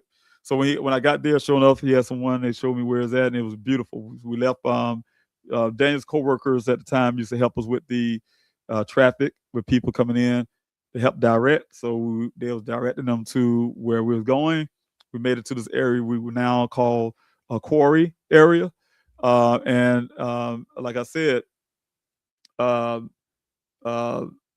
the gentleman that was working, my search coordinator, he was never late. Matter of fact, he lives in Buckeye, so he's always there before me. I was in Phoenix and had to drive 40 miles to get there to the 40 plus miles to get to Sun Valley Parkway just to go to the search every morning, every time I go up there. So he was late. And that was shocking to me. And what is late for? I call him. He said, "Oh, I'm almost there." Blah blah blah. And when he showed up, this gentleman, he has a vehicle that looked like a police vehicle. People say he's a wannabe cop and all that stuff. And so there's another vehicle following right behind him, similar, almost the same. What's this all about? The second vehicle was Chief Hall. Jumped out of the car. He almost ran over me and my daughter. Just met us now days prior, and he, hey, Mr. Robinson, and kept walking and he just yelled out, "Hey, everybody, y'all want to know where this vehicle was found?" And mind you, Buckeye Police Department have never even showed. Them guys haven't even showed us the scene, the crime scene, right, where they picked Daniel's vehicles from. He gave me a map. The day that he told me about Daniel's vehicle being found, they wouldn't even let me into the police department. He came out in the parking lot and threw things on top of the roof of his car and showed me 2 maps and 1 picture that you guys can see in the public now. But he haven't done that. He yelled out to the crowd that was at the search, "Y'all want to know this vehicle was found?" Of course, people was really excited about that because they was invested in Daniel's case. Yeah, and they was about to run to their cars. He said, No, we could walk right over this hill. The hill's right next to me and my daughter. Right over this hill is on the other side of this hill. Like, what? That's how me and my daughter felt. We looked at each other felt very disrespected, right? Walking behind Chief Hall, he walking like he's Moses, and I would like to use that analogy. Walking like he's Moses about to depart the Red Sea or something. We all following him. He make it up the top of the hill on a ravine, and he point down this ravine. He said, "That's where your son's vehicle was found." And he said, "I know because I was here and this and that and blah, blah." He was going off. Then he started changing the conversation about the cartels. Oh, the cartels is bad in this area. They come across the border and they fly their planes to Sun Valley Parkway, land, or they land some kind of drop fly, something he says. They will touch Sun Valley Parkway and they drop the drugs and go back to Mexico. And all this kind of stuff he was talking, grandstanding. And that's when I met them. But make a long story, that's when the ranchers showed up. And that's the only 2 times those 2 people ever came to a search. But when I left home that day, the way he was grandstanding, and first of all, he was lying where the vehicle was actually at because the rancher corrected him and pointed to the right ravine. But they both never came back to a search ever again. But when I got to that hotel room, the only thing I felt, and I'm gonna tell you guys, when you pay attention to people like I do, I've been trained, first of all, to pay attention to people. I pay attention to body language. That's why I knew Ken Elliott when he had his hand in that compartment when he got out. When I first met him, he was on the defensive. He probably did have some type of weapon. And that says a lot by itself. That's another story. But also Chief Hall had a disposition by himself that he was adamant to make sure I believed the story. That's how I took it. When I got home and started examining that whole day, I examined when he showed up, when that rancher told him, corrected him, and he walked off with a red face and kept going and never came back again. It was like it was a story told to me.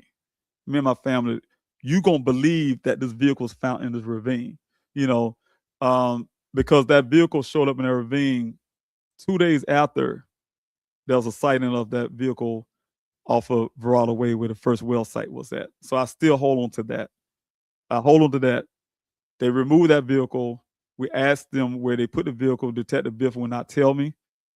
To this day, would not tell me where the vehicle, who told it away from the side of that road. And then they called me 2 days later and said, "Oh, we found your son's vehicle in this ravine." Then my investigator found that the vehicle was planted there. So, like I'm saying, is to me, Daniel was never in that ravine. It was giving us the story to believe that. All right. And that's probably the reason why the FBI won't come into the case. Question. Do you strongly believe that Daniel was being targeted in the desert and got ambushed some way or somehow? And I know Arizona is an open carry state.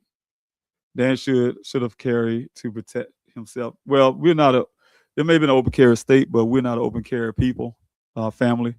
And when I say that, I say my family, and not talking about myself.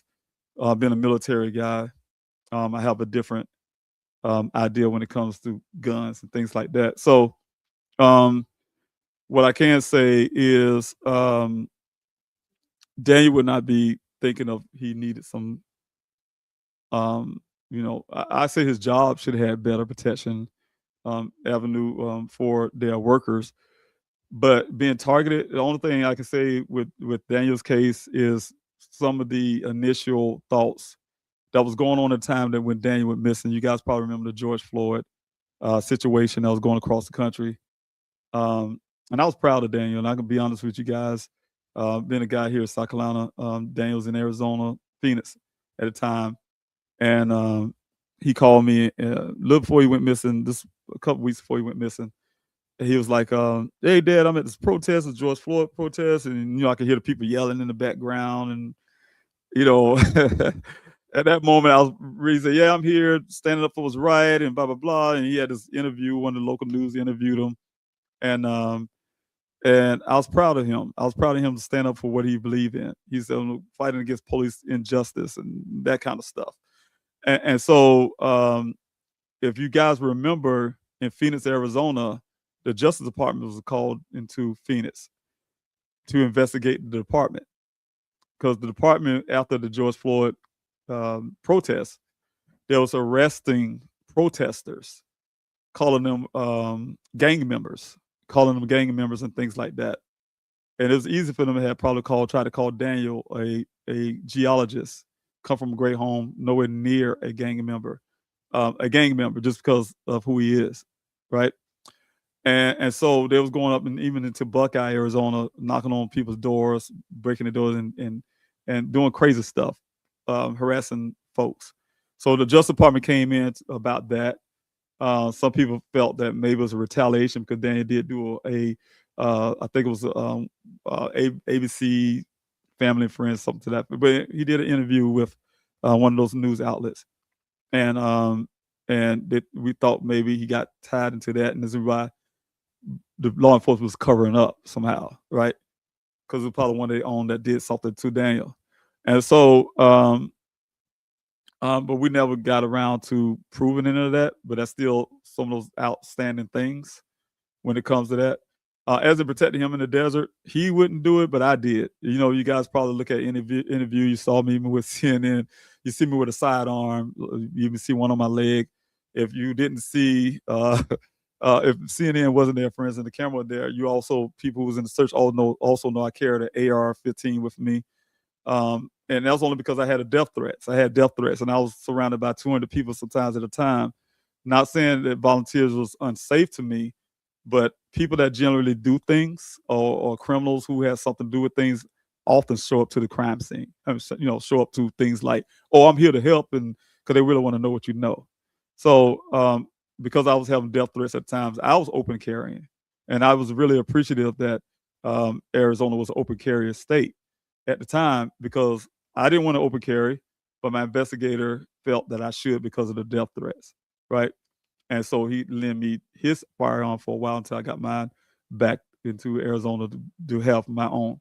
So, yes, Arizona could be one of those states, because what I was told when I was there, you're right, when you're in the desert, everybody know those volunteers out there with me, 90% of them are carrying, because it's like the Wild Wild West in a sense. Everybody, you got to assume everyone is carrying a weapon. So, and that was just one of those things. But no, Daniel would not have done that. Question.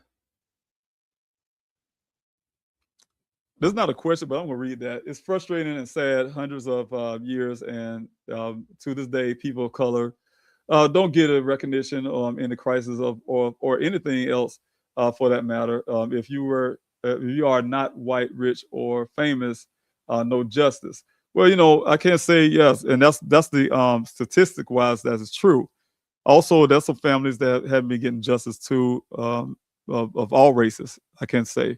Because the reason why I say that, it depends on the class. Like you said, definitely people of color, because the statistics don't lie. Also, there's some families also that I know that really were trying to get their stories out there too, and not getting the justice they need. So it's happening, but it's more prevalent, like you're saying, with people of color, right? Because we have not even to mention Daniel case, we're not even mentioning the indigenous population. If you guys know about what's happening on these on the reservations, and you might as well call it one because that's land set aside. But if you see what's happening on these reservations to women and children, you'll be devastated. It happens really crazy. So children and women going missing, alarming rate, and nobody's really doing anything about it. So it's happening in all areas, but the statistics. You're right, definitely right, and I want to get your name right. JTM for you, 3344. You're definitely right. You have a less chance because of statistics if you're a person of color to get those type things than if you were not. But even with that, I'm saying you're less likely because even with that, you have some people like white Americans as well that's not getting it, but they have a better chance than a person of color to get that because that statistics will show that to be factual. Let's see here. Kim Eden. Question here, wondering if the idea of a boyfriend of Caitlyn could have sought revenge. And that's also been a case in my mind. I fussed with Daniel about that, you guys. If you guys heard my last conversation, I thought I had you mentioned her name. Yeah. Daniel the story from Caitlyn's side wasn't the story that Daniel gave me. When I say not totally, you would think that she was like some girl that he just spent a night over there and it was so innocent. No, they was together that night, right? And so when I say together, I mean together.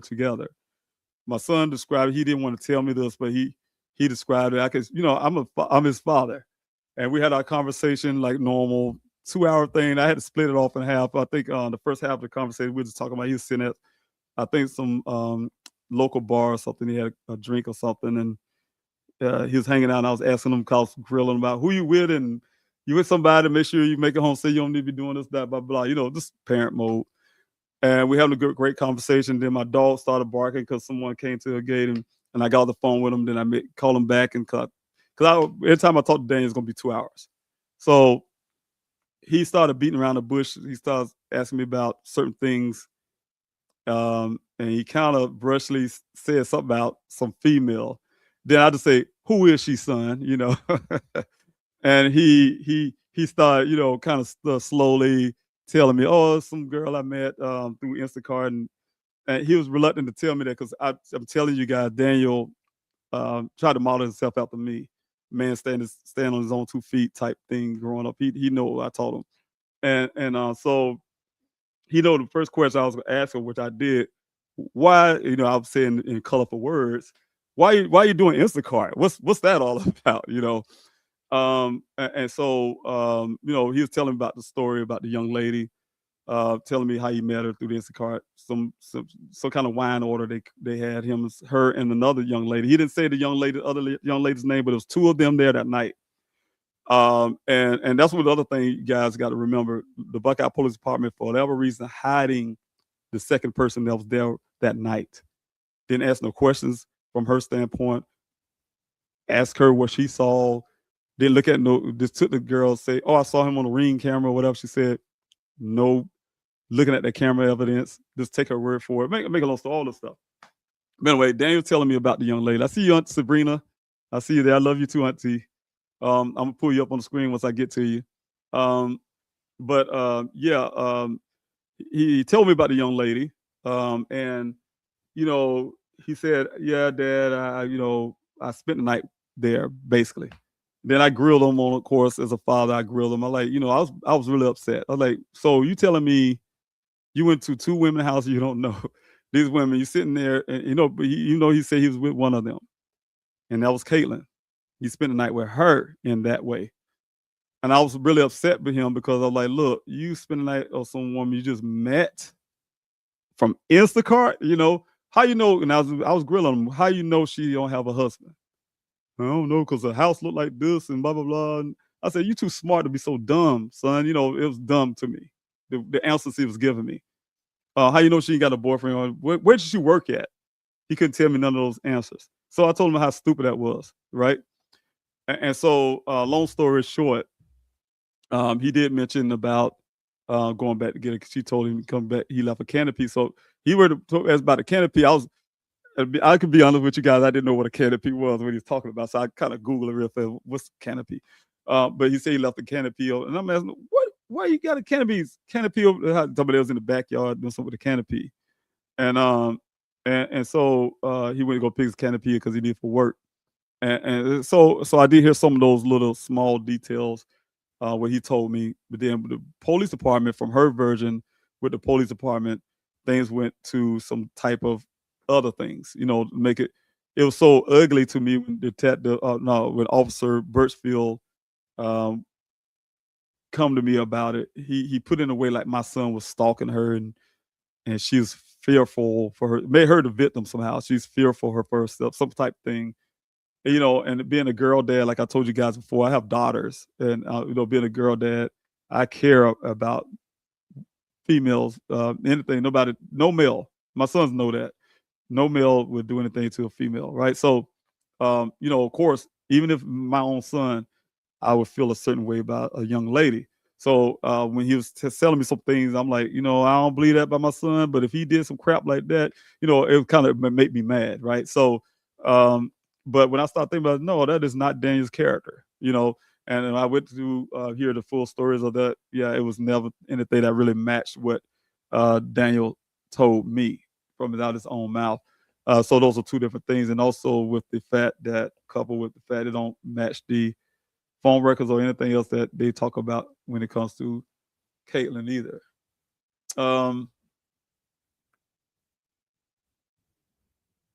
Let's see if any more question. I'm going to sit yours here until I find the questions. Anybody have any questions? Lucia, it was really long, so I'll put it there in case I'm not missing anything.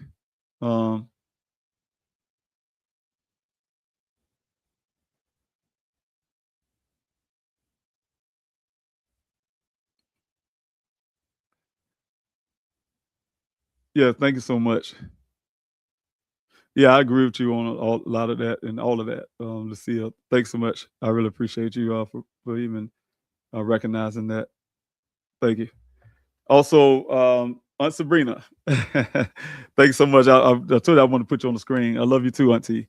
But thanks so much for supporting. I truly appreciate you. Yes, I decided to do a live stream. I was telling folks on the GoFundMe that I was going to try to do. I want to do something different. What I was doing tonight is actually pull up some things for you guys to see. But here it is. Like I said, always be a 2-hour thing. I'll try to get off fast as I can, but I always end up managing to get 2 hours. I'm tired, you guys. I had a long day, and I did a virtual town hall. It might sound non-tiresome, but what I did earlier today was tiresome, and had to rush back and get set to do this virtual town hall. I do that every Friday at 6 o'clock. Then I try to do this at 8:30 my time. So it's 2 things late in the evening on Fridays. So this time I was wanting to do something really quick, but it's important for me to do these live streams because I really want you guys to stay engaged with Daniel's case, because like I told you guys about 3 years or 4 years ago, if you, and this is for any family, if you let your foot off the gas, it will always give law enforcement opportunity to call your person's case a cold case. And people still trying to call Daniel's case a cold case because they're not seeing anything moving. As long as law enforcement sit on evidence without doing proper forensics or even look, one thing, and I keep bouncing it off of somebody else's case, but the Galtry case. You know why they found blood? Because they went to go look for it. They did every source to find it.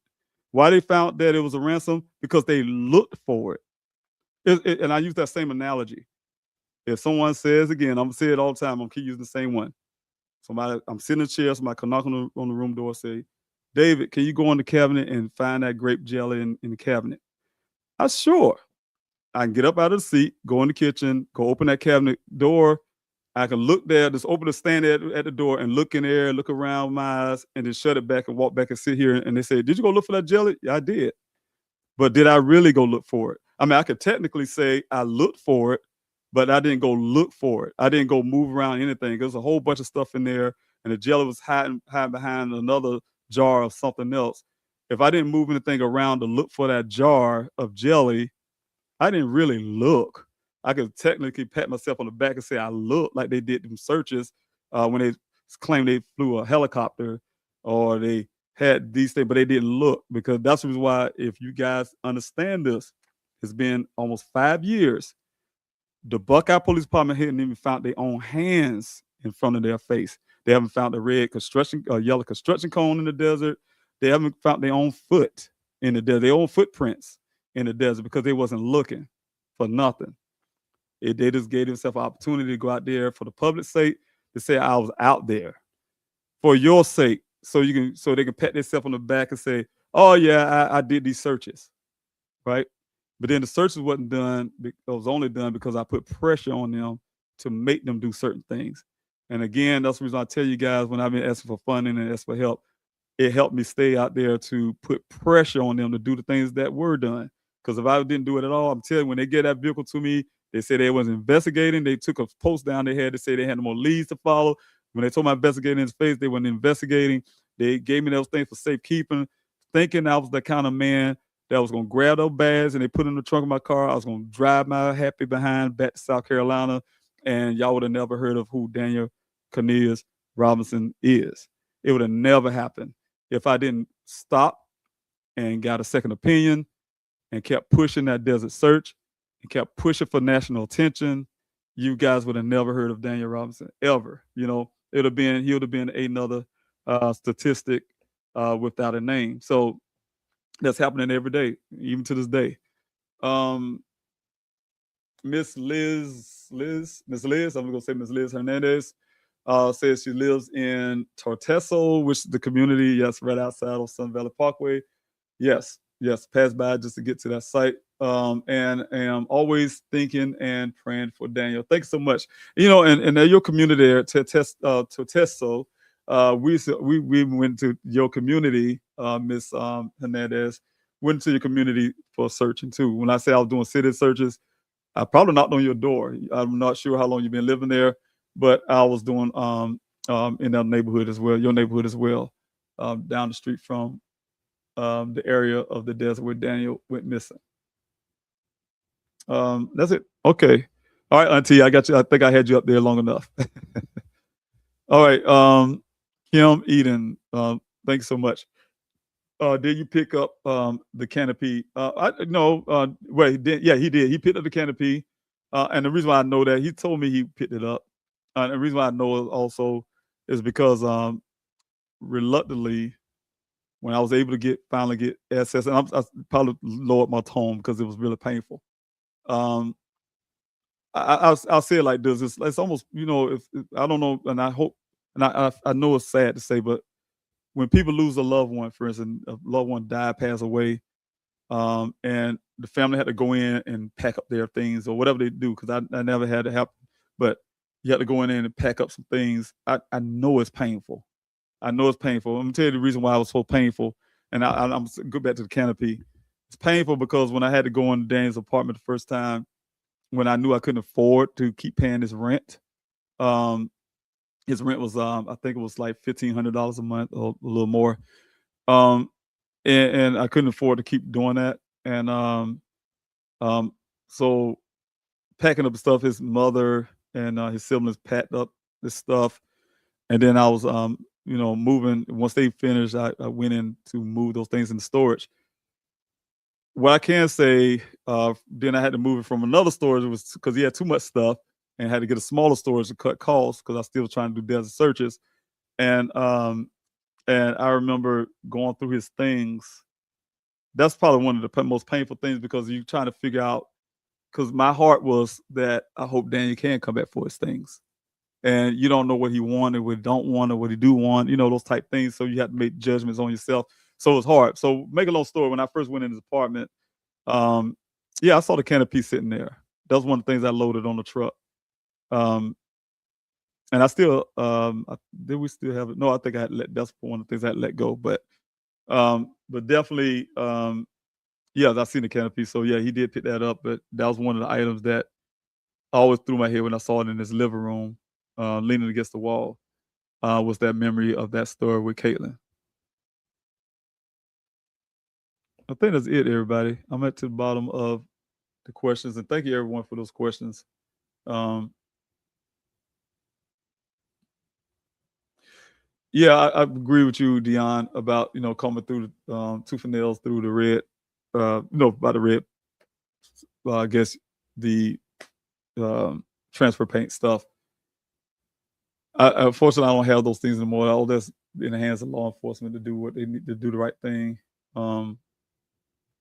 And the phone records definitely do need to be investigated. You guys, really quick before I go, and I'm gonna say this to you all. I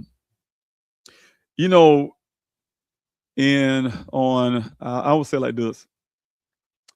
On June the 22nd of 2021, the day before Daniel went missing, my life was different. Retired military guy, dealing with anything that veterans are dealing with when you come back from a war experience, right? Still trying to get your life in a position where you can move forward in certain areas.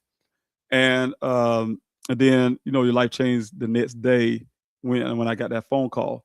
But what I want to say is, from that day when I got that phone call and when Daniel went missing, nothing had ever been the same, because the same guy who was really kind of private in a way, meaning that, first of all, I would never ask a person for a dime. I never had to in my life. That would have been the hardest thing to ever do. And it was hard for me. My daughter had to give me, introduce me to GoFundMe when I was living in a hotel trying to fight for Daniel, and I'm running out of funds and all that kind of stuff.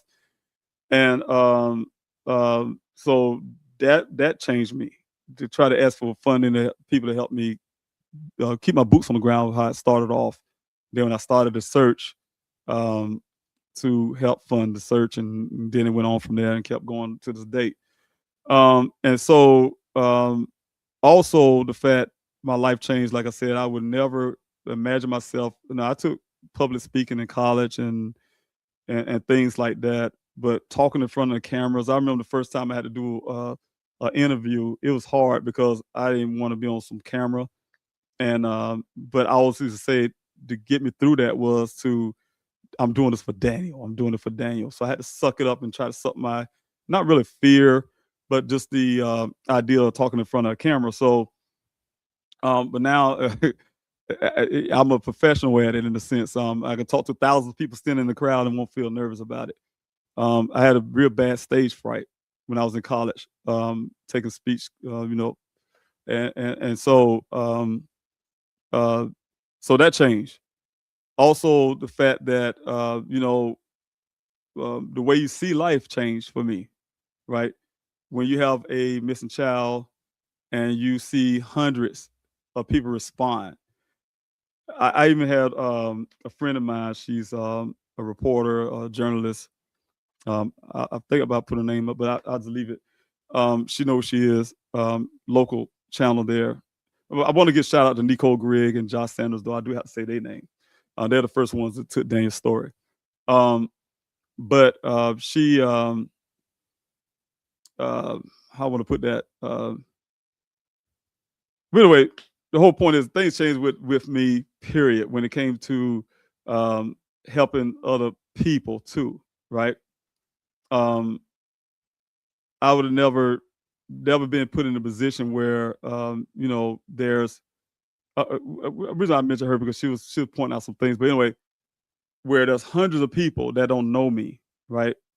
And I'm a black gentleman, black guy, come from a different place, come from South Carolina, don't know anybody in Arizona, nobody except for my daughter at the time. And when I was able to reach out to the community in Arizona, found the guy who would be my search coordinator. He knew all that about Buckeye because he lived out in Buckeye. And I promised you guys, when my first search had one black person and everybody else was white. And I'm saying this for a reason. I'm not saying to make a racial thing about nothing. What I'm saying is it changed your perspective about a lot of stuff, because every time I started my searches, I have 200 or so people, sometimes 3 at times, right? And from all walks of life, everybody come from everywhere, just coming out to the search to help me once Dan's story started picking up steam. And I say 99% of them were white Americans, right, from different walk of life. And so for me, it being a black man standing there with a whole bunch of white people around me, it was different. It was a different feel at first. I'm like, oh my God, and I'm standing there and I see the people's concern and I see their eyes and I see them really care, like, oh my God, I'm trying to help this man find his son. That'll make you look at life different. I can tell you guys, it'll make you look at life a whole lot different. So I learned a lot from that. I learned a lot from the fact that, it was the same people who came out there looking at me would start, I'll say, I feel like people have to trust you because I have to trust people too, right? Having a missing loved one. So they had to trust me and start telling me about their stories, right? So if you came out of my searches, you all know that what we talk about is how we all are family. I make sure everybody know that they are my family out there. We all are family. We just family. They'll tell you we all are family, right? And I tell them all the time that I love them. I really do. I love each and every last one, everybody who come out, even you guys who support. And so they tell you their stories because they trust you. Tell me their stories about their missing loved one, but they're out there helping me, right? Out there helping me, and they have missing loved ones of their own, right? A couple of them. And some been missing for 20 years, other 10. But when they told the story, it was like it was present, like they just went missing yesterday or something. And so I can see their pain just as much as they can see mine. So that make us even close, put us like in this club thing together. And so, of course, that made me even push even harder to say, you know what? It's not all about my son. These people out here. So I've been doing, people don't know, but I've been doing searches too outside of Daniel's searches. I've been going to other people's searches to help search for their loved ones too. Then I said, you know what? I'm going farther than that. I'm going to start the Daniel Robinson Foundation because nobody should go through what I have to go through with this law enforcement stuff. Nobody had to go through when you go reach out to people like EquiSearch and the ones I was telling you about that don't show up for you and all that kind of stuff, and nobody's come to help you, right? Except for those people who came out to the search. And so I said, I'm going to do things myself to help other people. So you start off the foundation knowing that you don't have no funding to doing all the stuff. So everything I have done in faith. I remember my first flyer distribution, and this is literally, I might say some people who believe in God, who people don't, but it's a story for me. I would say I was thinking how I can get more flyers out there, because if you guys could see the first flyers of Dan, you probably know what they look like now. I wish I could hold a piece of sheet of paper, but it was the size of a sheet of paper, right? It was big. And I was go to Staples and get them laminated and all kind of stuff. But I had these big behind flyers, and I was giving out to people, and I started thinking about it. I said, these people take the things and probably throw it in the trash. Who's going to carry around a big piece of sheet of paper every day? So that's why I designed the flyers the way they are now. But then I was trying to figure out how to get it out to people, because I was doing the best I can with going to homeless shelters and, hospitals and neighborhood. But I started the flyer distribution off a whim. It's an old baseball movie they've talked about. If you build it, they would come. And I heard that in my head. I said, okay, yeah, if I do it, people will show up. And so I had these flyers printed out, stats, a bunch of them. And so I got on social media. I didn't know where to go because I really still was trying to learn Phoenix. And I said, okay, Walgreens, the back of the Walgreens. I put out there all on social media platform. Hey, you guys, I need y'all, please help me get these flyers out. I'm starting this flyer distribution. I need you to come get stacks of them, take them out to your community, pass them out for me. Because I really understood at the time, Daniel, I can't just be searching in the desert alone. It had to be I had to have more eyes on the ground and to get eyes and get, because I couldn't rely on the news media at the time. And so I went out there, I put the date out there on social media, talked about it on this live stream right here, because I did the same thing. I'm gonna give a shout out to Gisela K. She's also with Grizzly True Crime. She the one helped me build the platform.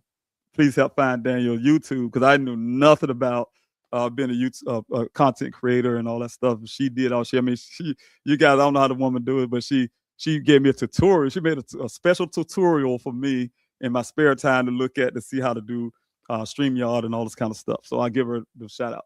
But anyway, I was able to put that information out on social media because of that. And that day, I told them the date, the time behind the Walgreens on, I've got the name of the road now. And I went out there, went to behind the Walgreens. I made it specific. Come behind, don't come in front of the store, behind the store, right? And I got back there, I parked my vehicle.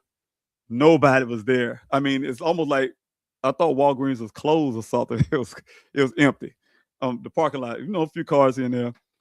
And so I said, you know what? I always take things to faith. So you guys know my personal page. You always see me always talking about faith. Faith is the big action word for me in my whole entire life. So if you want to define me with something, define me with the word faith.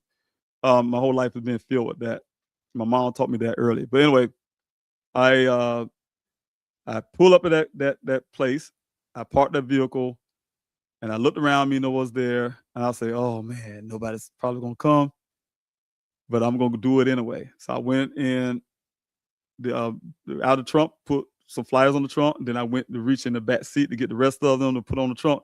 And I heard somebody yell out, there go Mr. Robinson right there, and I looked over my shoulder. I promise you guys, probably like 20 to 30 people walking up on me. Kind of scared me a little bit. But what I'm saying is that's how the flyer distribution started. So you guys, you always hear about the desert searches. There's always a city search, and there's always been a flyer distribution, a combination of that too. So I could easily say there's 40 weeks of city searches and flyer distribution as well. A lot of you that's right here in this chats with me was out there on the ground. Keisha, you were one of them that's on here a lot. On that ground with me, Callie, if you're listening, if you're on here tonight, you was out there with me. My A team, you guys was out there with me. So everybody who was out there with me, you know how it was. Coming behind that Walgreens, a lot of you just grabbed the flyers and took them to your community, just like that, stacks of them. The others was out there, and that once I left the desert, you guys, I'm telling you, leave the hot desert, 108 degrees. I used to be like Superman. I would drive and drop the equipment off really quick, get back to my apartment, and change my clothes and hit downtown because I had to be nice dressed to give flyers out to them college students and some of these other areas in the malls and things. So I meet everybody at the flyer distribution, and we'll go out in the streets and put them on cars and giving out to people, restaurants, and all the stuff all day until about 9 o'clock at night. Right. So it was a lot of work, work. So what I'm saying is this whole thing gave a bit perspective, meaning that my life changed, where it's been a lot of work for Daniel. I had to ask for help a lot. I had to give and take. I lost a lot. I'm going to tell you, guys, I lost so much, but it's worth it when you have a missing loved one. I would never, ever change it for nothing. I'll do it over again. But what I'm saying is to say all that to say tonight that everything I'm doing from June the 22nd of 2021, my son went missing on June the 23rd, and this day, everything from that point has always been about everybody else except for me. Have never done anything else for me from that point. When I say it, and I'm not saying it for any type of pity or whatever the case may be, what I'm saying for people to understand the importance of what I'm trying to do. because what I've done is there's no space between my flyer distribution. There was no space between the searches. There's no space between the city searches, the advocacy, anything, the events that I've been putting together, the Daniel Robinson Foundation. There's no room between this congressional run to Congress that I did in 2024 and I'm doing right now. All that is the same thing. When I say the same thing, and I'm telling you the sick part about it is that, especially with the my political campaign, it derived from Daniel. I ran for office because, if you guys can understand, at the time, I was talking to the senators in Arizona who did their best to try to get the telecommunications to do some things they should have been doing a long time ago for missing Americans, and they haven't done it. Nobody can come with a solution, so I told them I was coming through their back door, and back door mean I was going to run for Congress to get it changed myself. I wrote the Daniel Robinson's Law. You guys can look that up. Please Help Find Missing Americans Act is right now hitting South Carolina. I really wanted to push in Arizona, but because of polarization of political atmosphere, I heard someone told me this. This is the crazy part. They was supporting me. You're such a great dad, Mr. Robinson. You're such a great human being. You're doing so much. And then as soon as they heard the word that I was running for office, and depending on if you running as a D or R, they look at you differently. And the person said to me, how you could be such a great person and you this person, you in this party or something, right? And so you turn from a person who loves your child, who loves everybody else, who sacrificed everything for everyone else. And then if you got a D or R for what you're running for to try to get some legislation to Congress, they then turn you to somebody else and call you another name. And all that is out the window just for one thing. And that's how this country had turned out to be. And I said all that to say, when I was in the desert and I'm a black man surrounded by 99% white people who really cared about searching for a black scientist out in the desert and care where you're from, what you are, what color you are, any of that stuff, then somehow it matters when you're running for political office and you're trying to do something great for people, because there's no daylight between the time June 22nd of 2021 to right now, the day, the 27th of February 2026. No difference. Same person, same idea, same thing trying to strive, trying to do the same thing, but support would be totally different based on the polarization of our country, what's happening, things like that. It's crazy to me. So what I'm saying is, as many times I've been wanting to just throw in the towel, but I'm not a quitter. I just keep going until it quits on me, right? Because other than that, I'm not a person that just quit on anything. I just keep going because I really care. I really care about people. I really care about my son. I love him to death. I wish every day that none of this ever happened. I always keep saying it over and over again to everyone who's listening. Tragedy can find a light on the other side of the tunnel. My son hadn't gone missing. I was talking to a family person the other day. I think it was the day or yesterday. Was saying, you know what? You're right, Mr. Robinson. Look, if this didn't happen, you would have never known And no matter of fact, that was on my town hall. Gentleman was telling me he said he looked it up. He would have never known that was over 600,000 people go missing every day, every year. 3,000 people go missing every day. Over 2,000 children every day go missing. Over 2,000 children.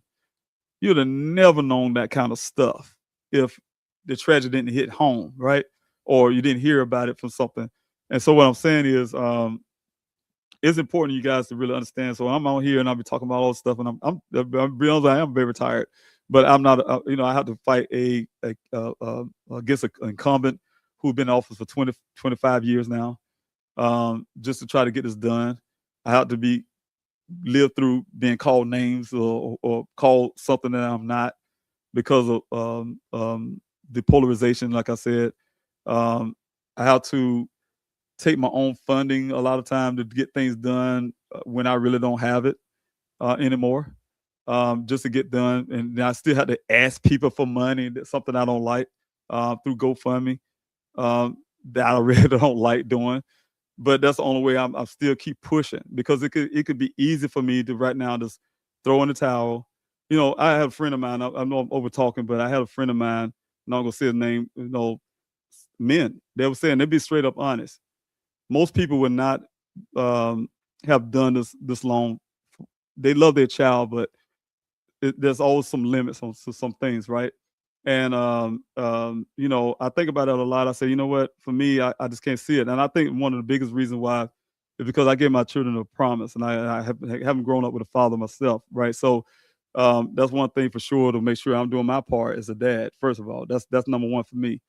The other part is, just being the person that I am.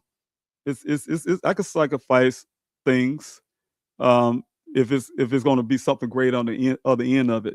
So I really believe that everything I'm doing right now is going to pay off eventually. It'll pay off one way or the other, because it's going to be some things I know I want to do. This Daniel Robinson Law, for instance, the awareness that we're doing, all that stuff is going to matter. It matters. It really do matters. And so I think we shouldn't be leaving life itself, in the sense, without doing something, right? So, I get my vacation one day. I'll be on that beach and in the water. I think when I laugh at Daniel, he's always me and Daniel had an argument before he went missing about trees. Can y'all believe that? He was trying to tell me Arizona got more trees than South Carolina. Can you believe that one? And I laughed because we actually had a conversation about that. I said, "Man, are you high or something?" But anyway, but when I was in Arizona, I laugh about it because Danny wanted me to come to Arizona so bad, and here I was stuck in Arizona for 2 years looking for him, and then the Arizonians, the ones that I love to death, especially the native ones, they all talk about me moving to Arizona too. And I'm like, Arizona have enough water for me. And everybody who knows me know I have a real strong need for water, right? When I say need for it, I just love being around ocean water. I love the smell. I get excited when I can smell the ocean before I even get there. And so, I just love ocean water. And so Arizona don't have none of that. South Carolina have it, but I can be honest, I love South Carolina. I love Myrtle Beach, and I've been to Paul's Island and some of the other ones. But my favorite beaches is like down in Florida, Cape Coral, and some of these other areas. But white sand beaches, I love things like that. But what I'm saying is, I could easily just throw in the towel and be like, you know what? I'm just go back to dealing with my own personal stuff, me, and self-care, to just like say veteran stuff. But I just keep pushing and keep fighting and hoping I can get this thing done. So that's what I'm doing. I ran, like I said before, for Congress. I run again. Now I'll tell you what really aggravates me to death. When you have someone running against you, you have a thing called a primary. Primaries cause a lot of problems for a person like me who already don't have that kind of funding stuff, and then they make the funding even worse for you, and you have to really fight. I tell you guys a real quick story, and this is a campaign story. When I ran in 2024, law requires that you have to have a treasurer. That's all they care about. That's the FEC. That's the Federal Election Commission. You have to have a treasurer. And at the time, I couldn't get anybody to volunteer for the campaign, right? I'm new at this, never did political stuff ever, that stuff. I just came from gun-ho, wanted to get Daniel's Law into Congress, right? And try to help as many missing Americans as I can, as well as help the people in my state, because I live in my district. I even had people in Arizona wanted me to run out of Arizona because they really believed in what I was doing. So, that campaign was difficult, low funded, very low funded, against an incumbent, like I said, at the time, was in office for 24 years. And he helped millions, packed money to you name it. And so my primary, I had got a primary. We think it was a political hack. Somebody just threw the name on the ballot. At the very last day, I think the last day was the file to get your name on the ballot in South Carolina. And that person put it, I almost looked like it was like the deadline was that day at 5 p.m. It could have been at 4:59 that person did it or something. But anyway, it caused me to spend a little money that I do have to run. but I knew it was very important to try to do everything I can to win. So I did that. But we had no funds, nobody to really join the campaign. I'm a candidate, was out there putting up my own yard signs to, you name it, to people on the side of the road. Hey, you a candidate? Where are your workers at? You put your own signs out? Yes, but I was hustling. When I say hustling. And I say this proudly because the guy that's running against me now in the primaries, he had a word about me saying, because I had it on my website at one point about my loss, right? Because I was proud of losing in a sense because of the numbers. The numbers was great. For a person who never ran for political office, a person who did it by faith and believe in God, and have a mission and a reason why I'm really trying to do it. I have gotten almost 89% of the vote. I think it was like 83, 85, somewhere around there. But one say 89 and one say something like 83% of the vote with that much. And that's a miracle, right? With the little that we have going out in the street, doing hard work, one man job, one man show in a sense. The treasurer who had nothing to do with her job, she was out there helping, right? And my young daughter was helping me too as well. And we got that kind of percentage. And then against when it was the agenda, I was doing the presidential year, you guys remember, November the 5th of 2024.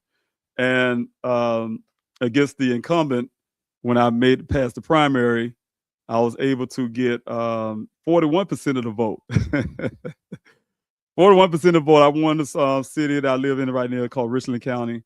And I got 41% of the vote. I was proud of that. I didn't win the election, but I was proud of that. I was proud of that because I know what it took. I knew the hard work.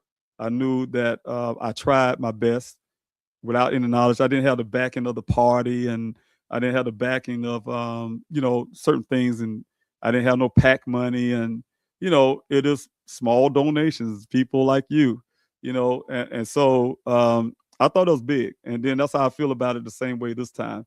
On difference is, again, I thought I was running smooth sailing. I started the second time, so, I'm not a person to give up. We're going to get Daniel Robinson law up to Congress, and I'm taking it there myself.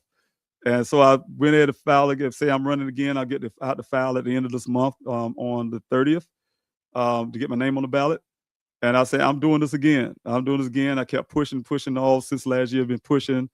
And then I heard that you got somebody running against you in the primary. I was like, oh, God, here we go again. So it's like a repeat from the last time, 2024. But what I'm saying is my hardest thing was, and I'm saying all this to tell you guys too, that, again, there's no daylight between everything I'm doing.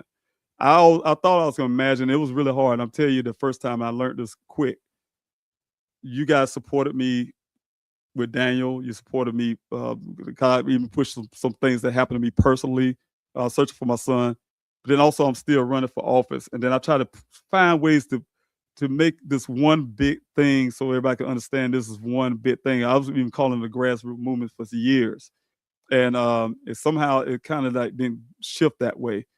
So how to gravitate and put all these things into one big ball so everybody can know.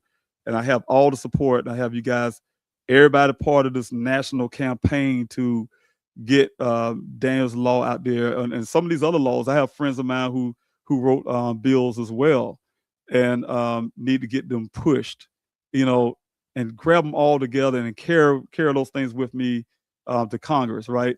And how to get the same people like you all who've been supporting me from, like I said, 2021 to be a part of this one big national thing to Congress to get this thing done, because we have over 600,000 people go missing. And I know some of you might hear about it, but and I don't want to make all this political, but what I'm saying is we have the Epstein thing going on. And the way me and in my town hall, we talked about that today, we don't know. And I really want that investigated as well. Is we have over 2,000 children go missing. Are they a part of that big network of pedophilia that's out there that was taking our children away? And we're trying to figure out why those numbers are so high every day with these children. When it comes to the foster care and stuff, where some parents are actually selling their children, and some will just leave children on a doorstep. They have no name. they could easily end up in these situations and nobody ever hear about them or even care to hear about them. What about those? What about, the human trafficking and all that kind of stuff, all that bit network and things like that. So that's what I'm talking about. Talking about in a total whole. One thing can be a link to something else. My thing is about missing Americans. That could be the link. I have friends of mine that talk about human trafficking. I'm going to some of the events right now. I just text her today, tell her I want to be a part of events that she's holding. She's doing a whole lot of good work here in South Carolina, stopping human trafficking. All those things have a link. We got the Gabby Petito Foundation talking about domestic abuse. What happened to Gabby, and so all those things are linked. She was missing for a while, for instance. So all those things are linked, and I'll try to find a way to help everybody look at the bigger picture. What I'm looking at is to link all these things together, and some people have foundations, some people have other movements, some people have 501c3s, and like myself, running for U.S. Congress. All that should be working together to try to get something to stop what's happening out. We hear all the noise in the media, hear all the noise on the news channel. We hear all of that from one person, but this thing is actually happening under all of that noise.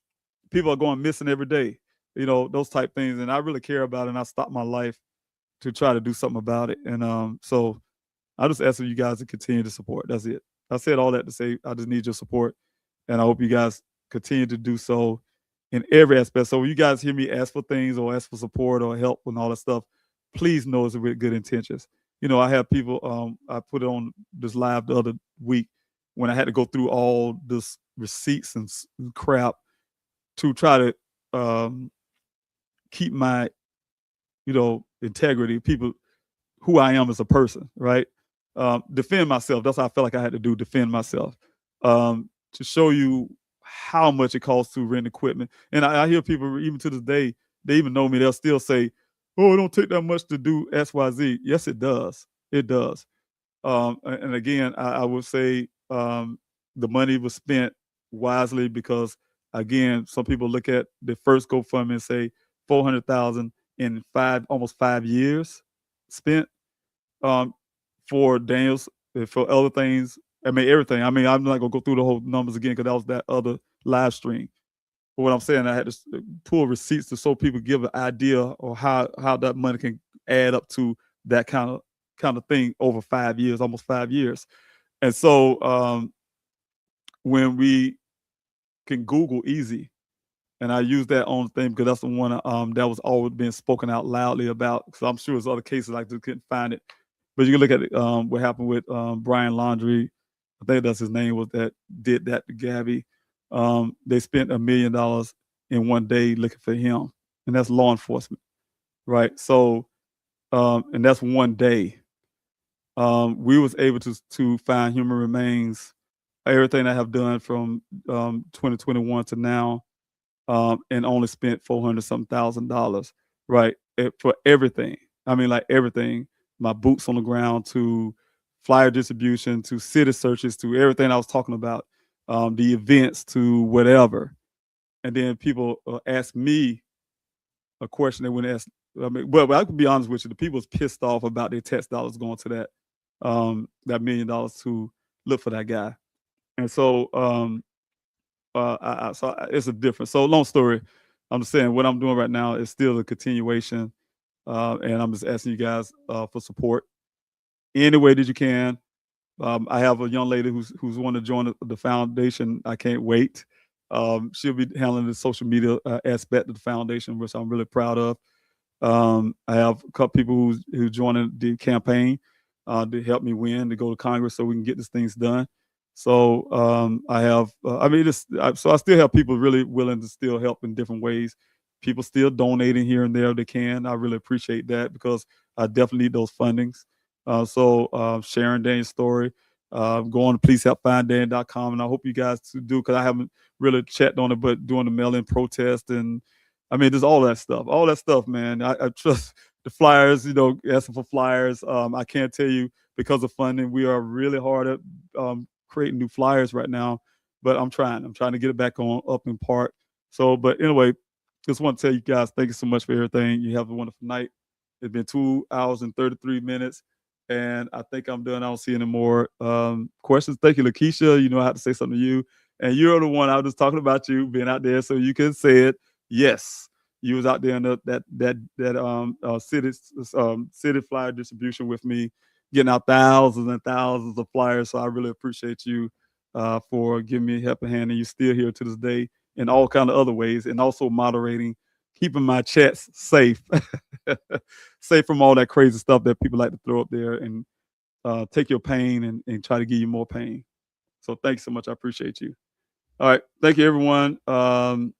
Again, I'm put this on the bottom of the screen. If you guys have any information about my son, if you all want to support, I think I put the wrong one up. If you have a tip, that's all I want to put up.